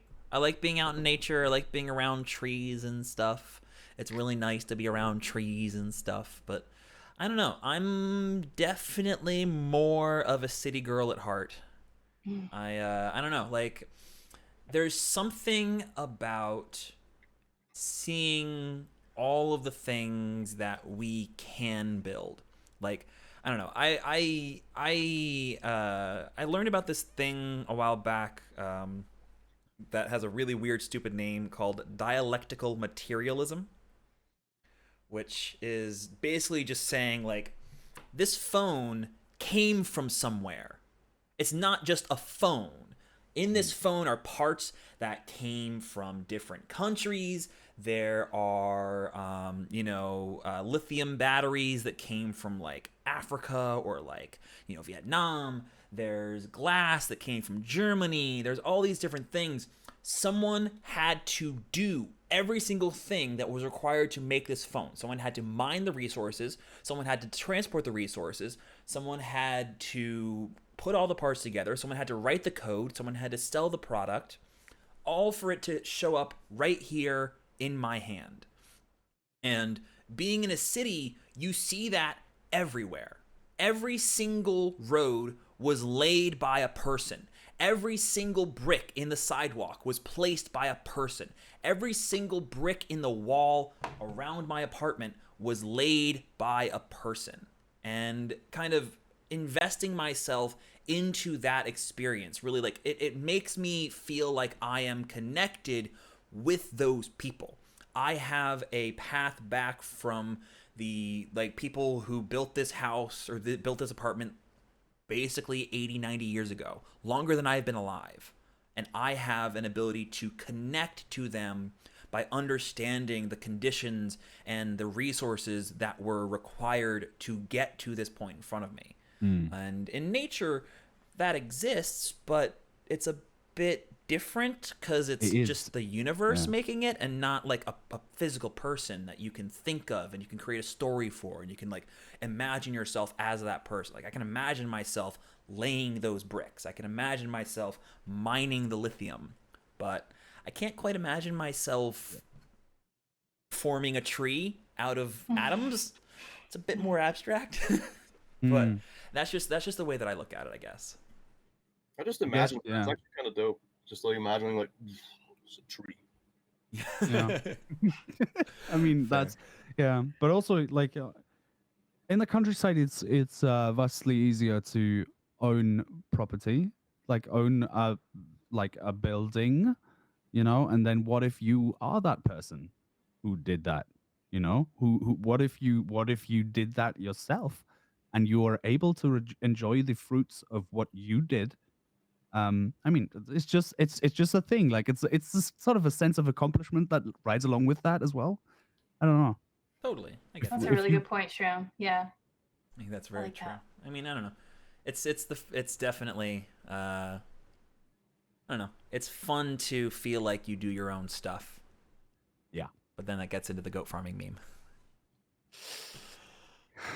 Yeah, exactly. No. All right. So, I think this is actually a good place to start wrapping things up. Honestly, I think we had a lot of fun today. Unless there's any other topics that chat wants to throw in, any other last things, lightning round questions, quick yes or no questions, stuff like that. All right, real quick, let's go around. Favorite DAW, least favorite DAW. Shroom, go. FL Studio. Okay, least favorite is least favorite DAW at the moment, Cubase. All right. But I still own it, and I've paid in full for it, and I'm using it. Still least favorite. Sage. Ableton, favorite DAW, least favorite Logic. Ooh. Volant. Favorite DAW FL, least favorite DAW FL. Touche. All right. My favorite DAW actually right now is Beatbox Studio. Honestly, this is my favorite DAW right now. My least favorite DAW is probably, honestly, FL Studio. I'm sorry, FL friends. I'm sorry, FL friends. I'm sorry. How could you betray us like this? We're the worst. All right. What's your okay? Stabbed in the back. Jeez, I know I'm the worst. All right. So please plug yourselves. Who are you? Where's your socials? Where's your stuff? What can we expect from you? Whit already did a bunch of shout outs on everything, but please shout out yourself. We've been going clockwise. We're going to counterclockwise. Tom, go first. All right. My name's SH1. I do feedback. I do stream.